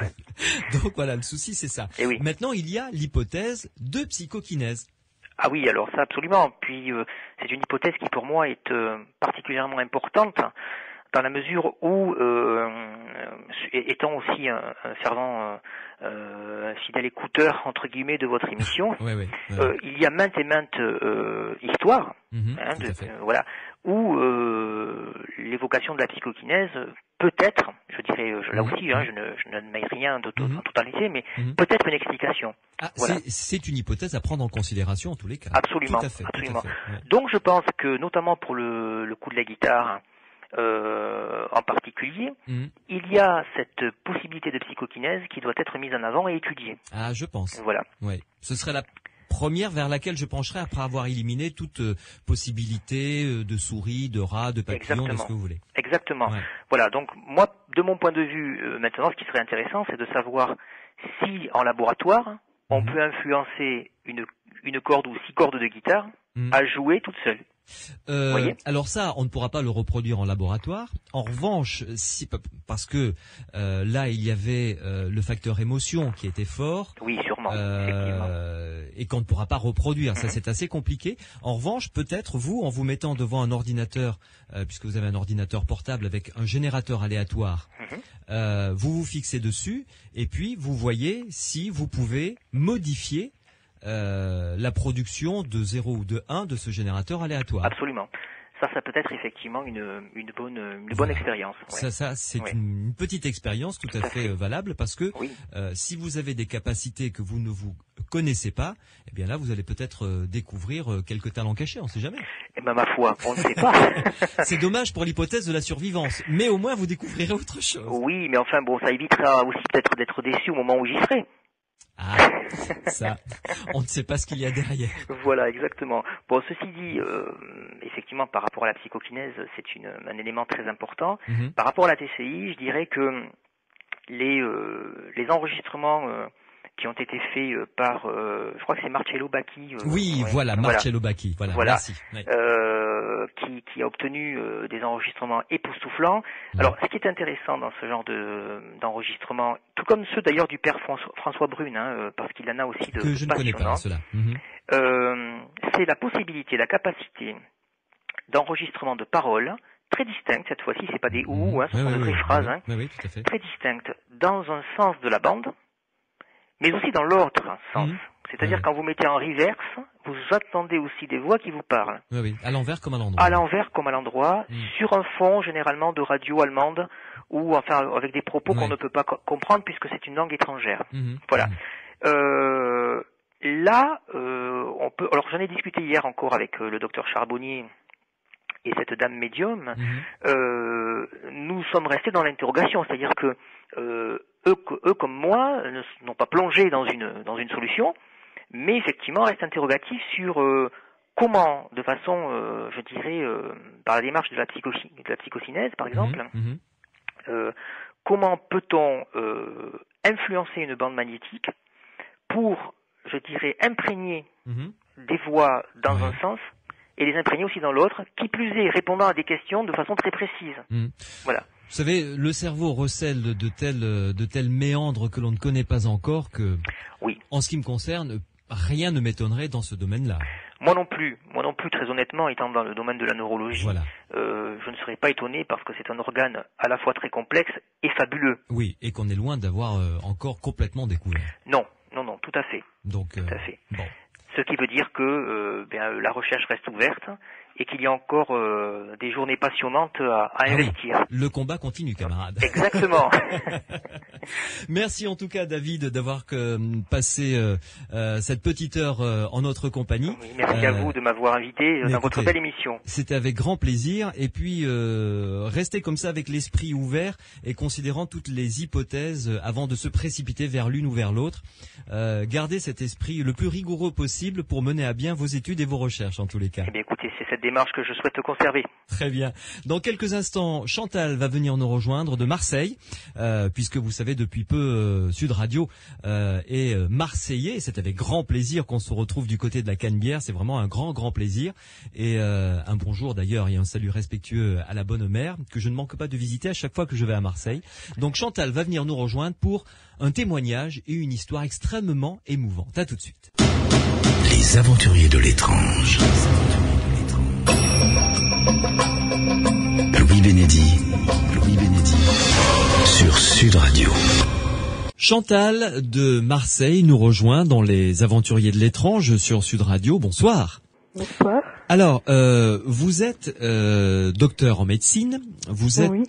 Quelle est votre qualification exactement? Alors, je suis urgentiste et j'ai été les urgentistes spécialisés en neurochirurgie. Bien.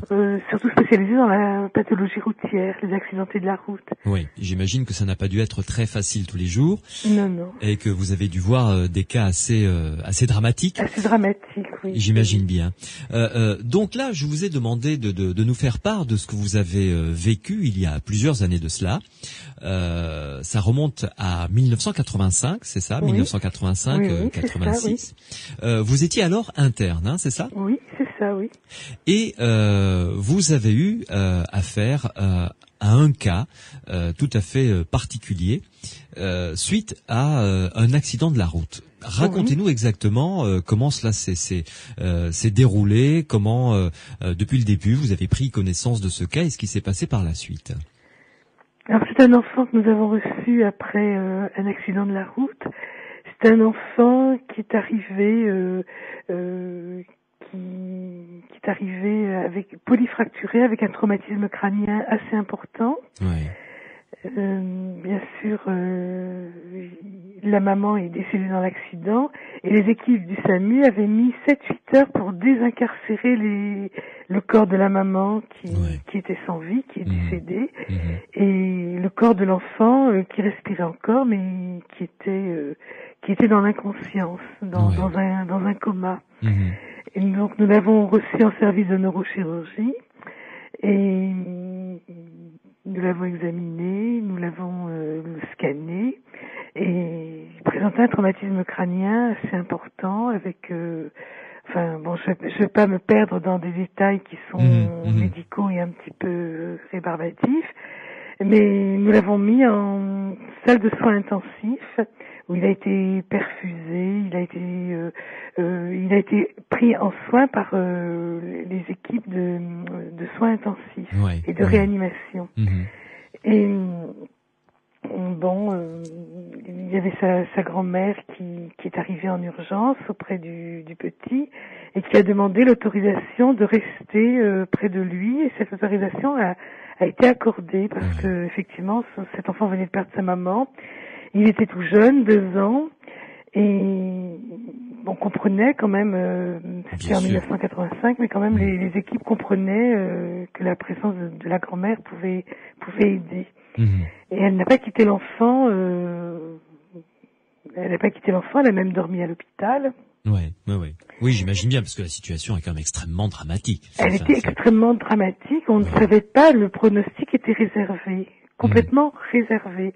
Et à J4, c'est-à-dire au 4e jour, l'enfant a présenté un coma dépassé. L'électroencéphalogramme était plat, même à l'amplification maximale, et on en a décrété qu'il était décédé. C'était plus la peine de le maintenir en réanimation, qu'il était mort, en tout cas en état de mort clinique. Oui, c'est-à-dire que, parce que là c'est ça qui est, on met le doigt, on en parlera tout à l'heure, mais en termes de médecine, quelle est la définition de la mort? Où se situe justement cette barrière un petit peu particulière où un médecin, un docteur en médecine comme vous ou un spécialiste peut dire, là, on peut considérer que cette personne est morte. Donc, en ce qui concerne le cas plus précisément de ce petit garçon de 2 ans, le service de réanimation l'a déclaré en état de mort clinique, mais donc parce que son cerveau ne fonctionnait plus. Essayez de nous expliquer de manière vulgarisatrice. Le cerveau ne fonctionnait plus, ne présentait plus d'activité quand le cerveau est électriquement muet. En principe, il est mort, et c'est très très très rare de voir quelqu'un sortir d'un coma dépassé, mais ça s'est vu, la preuve, avec cet enfant. C'est très difficile de dire ce qu'est la mort, parce que les états de mort clinique, on en a vu en cardiologie, on en a vu donc en neurochirurgie, en cardiologie, on voit des arrêts cardiaques où on ne sait pas si le cœur va repartir, mais on peut parler de mort clinique pendant quelques instants. Et on essaye souvent de pratiquer le choc électrique cardiaque pour voir si le cœur va repartir, mais ce ce n'est pas souvent que le cœur repart. Ouais, on peut dire que la personne est passée par un état de mort clinique. Oui. Donc, ce petit garçon était branché à toute une série de machines pour le faire respirer. Le cœur battait encore, c'est cela? Oui, parce qu'il était sous les machines. C'est-à-dire que si on les débranchait... tout s'arrêtait, quoi, vraiment. Tout s'arrêtait, tout s'arrêtait. Donc, il était en état de mort. Oui, tout à fait en état de mort. Ouais. Et bon, je vais passer des détails assez pénibles comme le fait qu'il faut libérer des lits de réanimation parce que malheureusement. Voilà, le problème de le débrancher s'est posé et mon patron n'était pas très chaud pour débrancher et si j'ose dire, il avait déjà une réputation d'être un peu spécial comme homme. Je passerai les détails de ce qu'on disait sur lui.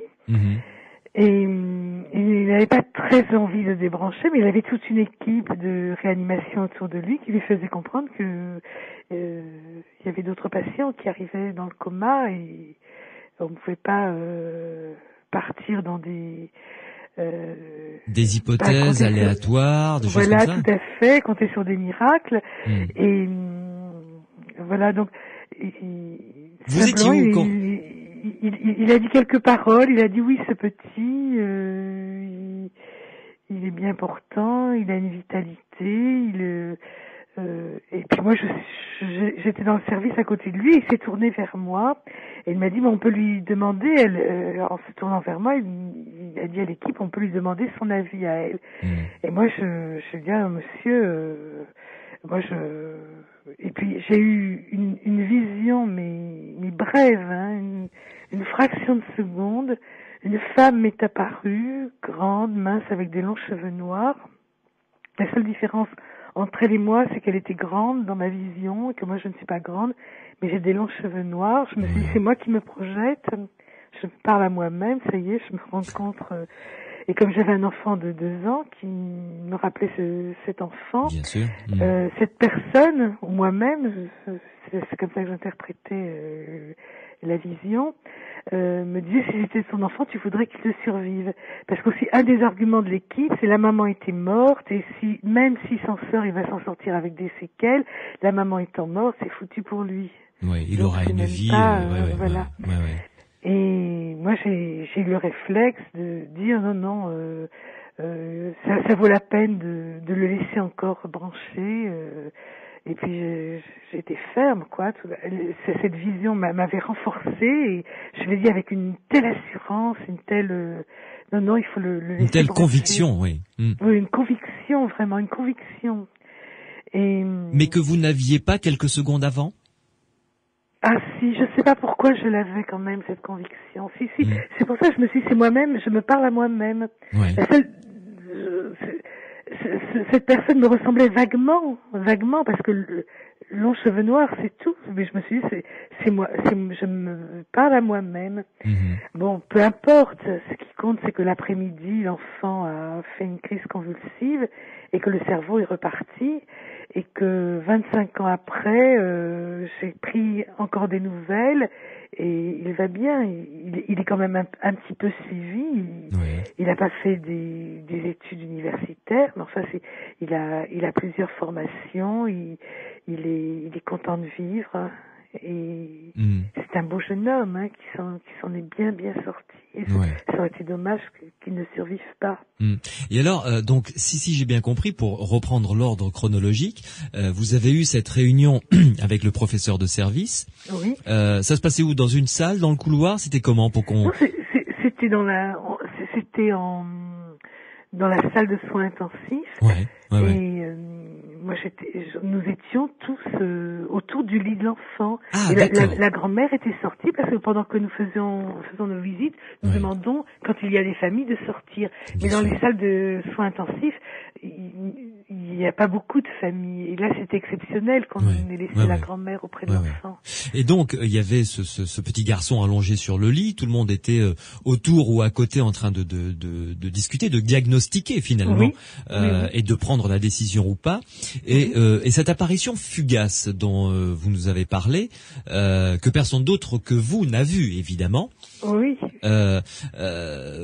Physiquement, vous avez réussi à, malgré qu'elle ait été brève, à capter les traits de son visage, les généralités? Oui, je suis arrivée à capter, oui, tout à fait, je suis arrivée à capter.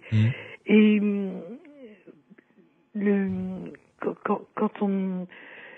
quand on a dit à la grand-mère que maintenant l'enfant avait de grandes chances de s'en sortir, elle a été très soulagée. D'abord, moi j'ai discuté avec elle et je lui ai dit que c'était très bien qu'elle soit restée avec l'enfant et que j'étais sûre que même une personne dans le coma sentait. Et on est parti un petit peu sur des considérations un peu en dehors du médical. Et elle m'a montré une photo de sa fille. Donc de la mère du petit garçon. De la mère du petit garçon, et c'était exactement le visage que j'avais halluciné. Que vous aviez, c'était exactement cette femme qui vous était apparue. Tout à fait. J'ai vraiment été je n'avais pas été étonnée jusqu'à présent, puis tout s'était passé assez vite. Mais là, vraiment, je me suis dit, mais c'est curieux quand même. C'est ce visage que j'ai vu. Et le petit enfant, on pouvait pas deviner que sa maman était brune. Il était blondinet, il était tout rose, tout rose pâle, très pâle aussi. Mais bon, on sentait que c'était un beau bébé tout rose blondinet. On pouvait pas imaginer qu'il avait une maman brune. Et est-ce que, parce que vous avez dû vous poser la question, évidemment, de manière inconsciente, en consultant le dossier de ce petit garçon, ou peut-être, je sais pas, sa grand-mère aurait laissé traîner la photo de sa maman sur la table de chevet, voyez. Dans son sac à main, non.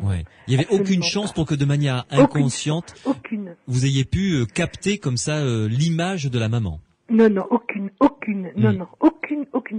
Aucune. Moi, je n'ai pas vu la maman qui a été emmenée directement. Le corps a été emmené directement au dépositoire, donc nous on ne l'a pas vue. Non, elle a été désincarcérée, décédée. Donc elle n'est pas passée dans nos services. Et alors, j'imagine que ça a dû vous faire un sacré choc quand même quand cette mamie vous a montré la photo de sa fille, donc la maman du petit garçon.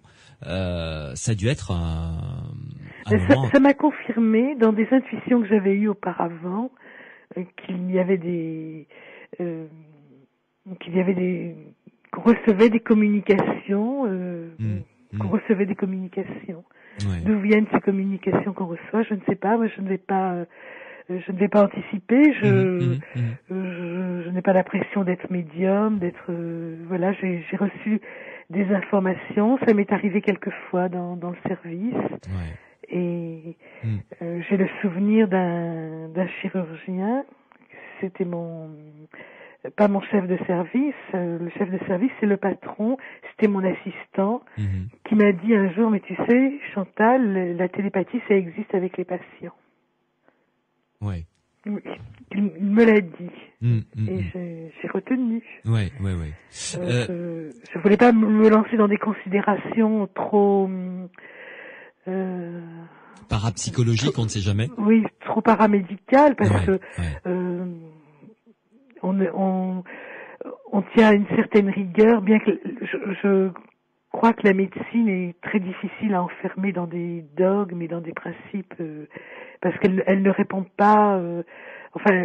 L'être humain dépasse toutes les définitions qu'on peut en donner, et on ne peut pas l'enfermer dans la médecine, mais en même temps la médecine a tendance à vouloir agir avec une certaine rigueur scientifique. Oui, et c'est tant mieux dans certains cas. Oui. Chantal, une pause et on se retrouve dans Les Aventuriers de l'étrange dans quelques instants pour continuer cette conversation. À tout de suite. À tout de suite. Les Aventuriers de l'étrange. Louis Bénédy sur Sud Radio. Chantal de Marseille est en notre compagnie. Chantal est docteure en médecine et lorsqu'elle était interne dans un service de réanimation, elle travaillait en neurologie, c'est ça, hein, Chantal? Neurochirurgie, pardon, excusez-moi. Vous avez eu à vivre un cas tout à fait particulier. Avant de rentrer dans des considérations plus générales qu'on a juste esquissées avant de faire cette pause, Avez-vous vécu vous-même, comme vous l'a confié ce chirurgien avec qui vous aviez discuté, des moments comme ça de communication avec des patients étant dans l'incapacité de s'exprimer?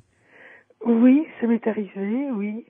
J'ai le souvenir d'une nuit où une infirmière n'a cessé de me déranger. Non, c'était une aide-soignante qui n'a cessé de me déranger en me disant Monsieur Untel souffre, il lui faut de la morphine, il lui faut de la morphine. J'ai dit mais je ne vais pas donner de la morphine comme ça. Et à un moment donné, je me suis dit je vais quand même voir parce que je vais le voir. Je vais le voir et je lui parle, je lui dis monsieur ça ne va pas bien et il me dit docteur vous m'avez entendu. Parce que moi je ne voulais pas aller le voir, parce que je ne voulais pas lui donner de morphine, je voulais pas je donne de la morphine dans des cas où la personne souffre atrocement et que ses jours sont comptés. Donc je suis quand même venue et je lui ai dit mais vous souffrez, mais dit non docteur ça va très bien. Je comprends. Alors je sais pas, je peux pas donner d'explication à ça. Je donne aucune explication. Et là, je peux pas vous dire les cas parce que je les ai pas notés, j'ai pas pris de notes. Je peux vous parler de ce petit garçon parce que j'ai fait ma thèse sur les états de mort clinique. Et bon, j'ai essayé de rationaliser, de scientifiser. Et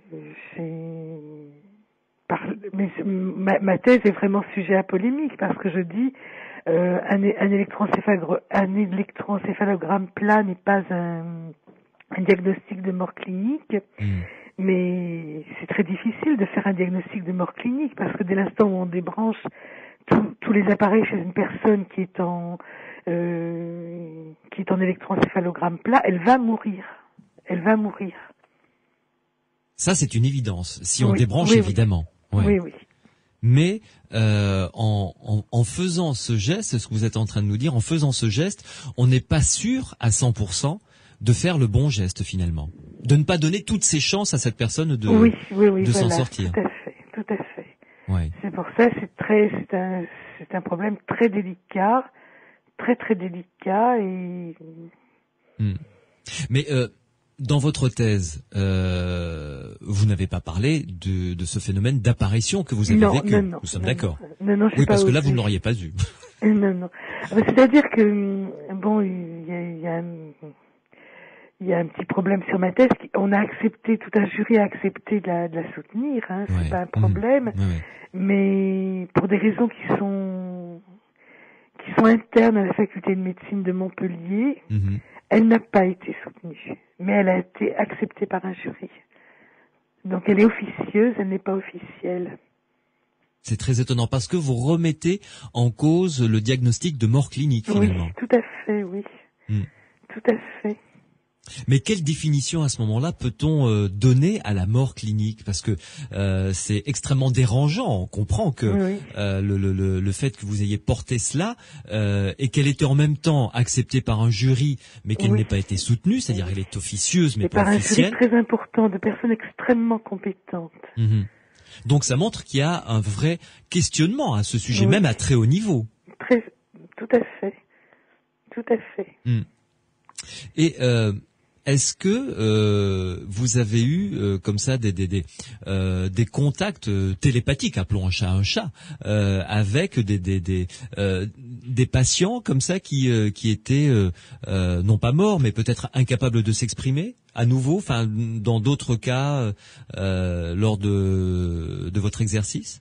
Oui, j'en ai eu, mais je ne les ai pas retenus, je ne les ai pas bien fixés dans ma mémoire, mais ça entraînait chez moi un comportement qui me faisait aller vers ces patients et faire au moins des soins de soulagement ou de présence. C'est très étrange, mais des fois je m'approchais de patients qui étaient dans le coma et je les touchais. Des fois j'étais un petit peu gênée parce que j'avais peur qu'on me prenne pour quelqu'un d'un petit peu spécial. mais je les caressais, je leur parlais et j'avais invité les familles à faire pareil. Ouais. Et vous êtes persuadé que ça a une grande utilité, ce genre d'attitude, oui, maintenant, à la lumière de ce que vous avez vécu? Oui, je le pense, parce que ça peut convaincre une personne d'accepter de vivre. Je le crois. C'est une croyance, hein. Là, j'ai aucun support scientifique pour vous parler de ça, si ce n'est que mon expérience. Je crois qu'il y a des personnes qui décident de vivre si on les sollicite de vivre, et il y en a qui vont vivre parce qu'on les oblige à vivre, mais elles n'ont plus envie de vivre. Ouais. Là, on atteint vraiment les limites de la médecine au sens scientifique du terme, pour rentrer dans des questions de vie où là, c'est carrément de la philosophie. Enfin, c'est beaucoup plus large que cela finalement. Oui. Ah oui, beaucoup plus large que ça. Oui. Ouais. Moi, je pense que effectivement, il y a le patient va décider de quelque chose à un moment donné. Enfin, la personne en état de mort clinique va décider de quelque chose. Va décider d'accepter de vivre, de revenir sur Terre ou de ne plus vivre. Je le crois. Lors de vos discussions, lorsque vous faisiez des gardes qui sont extrêmement longues. Ah oui. Ça n'a pas changé. Vous aviez des discussions sur ces sujets avec d'autres internes, avec des professeurs, avec des chirurgiens, avec des aides-soignantes? Il y avait des complicités tacites et sans se parler, on se comprenait. Mais d'après vous, pourquoi est-ce que du personnel soignant, là j'englobe tout le monde, hein, que ce soit chirurgien, que ce soit les praticiens d'un côté ou tout le personnel hospitalier, pourtant tout le monde, a priori, à quelques exceptions près, a vécu à un moment donné de sa carrière ce type de phénomène, peut-être pas une apparition, mais de contact étrange, de relations particulières. J'en suis sûre, oui. Et pourquoi est-ce que ces personnes n'en parlent, alors que si quelqu'un commence à en parler, je suis sûr que dans un même service, il y aura plusieurs personnes pour dire « bah oui, c'est vrai, moi aussi ». Je ne sais pas, ça fait maintenant plusieurs années que je ne suis pas retournée à l'hôpital pour travailler, et à l'heure actuelle, j'ai contacté des personnes qui s'intéressent à des phénomènes étranges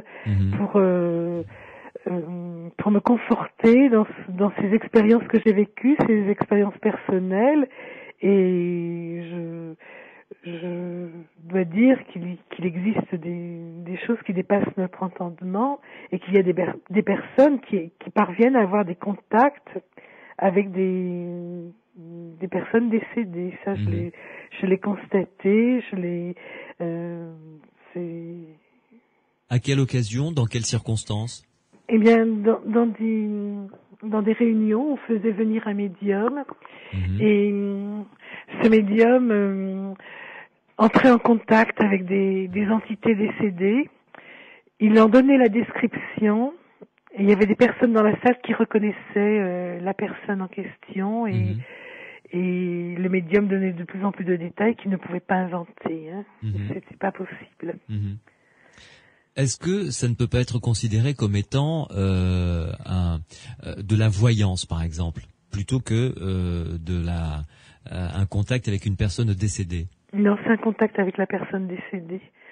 Un jour, je suis allée voir personnellement une personne médium après ces réunions, qui donnait donc des consultations, et elle m'a mise en contact avec une personne bien précise de ma famille qui était décédée, en me donnant des précisions qu'elle ne pouvait pas inventer, qu'elle ne pouvait pas inventer. Elle ne pouvait même pas lire dans ma pensée, parce que je ne pensais même pas que c'était cette personne qu'elle allait contacter.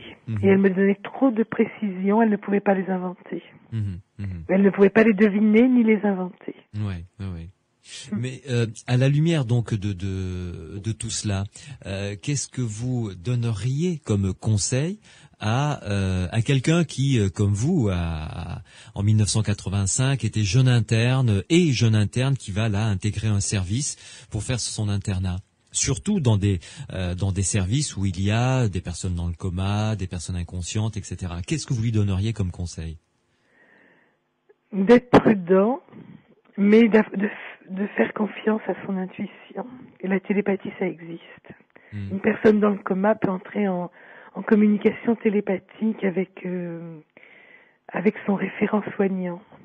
Que ce référent soignant soit un interne, soit un médecin, soit un patron, ou soit simplement l'ASH qui nettoie la chambre, enfin la chambre, oui. Cette faculté, on peut l'avoir à n'importe quel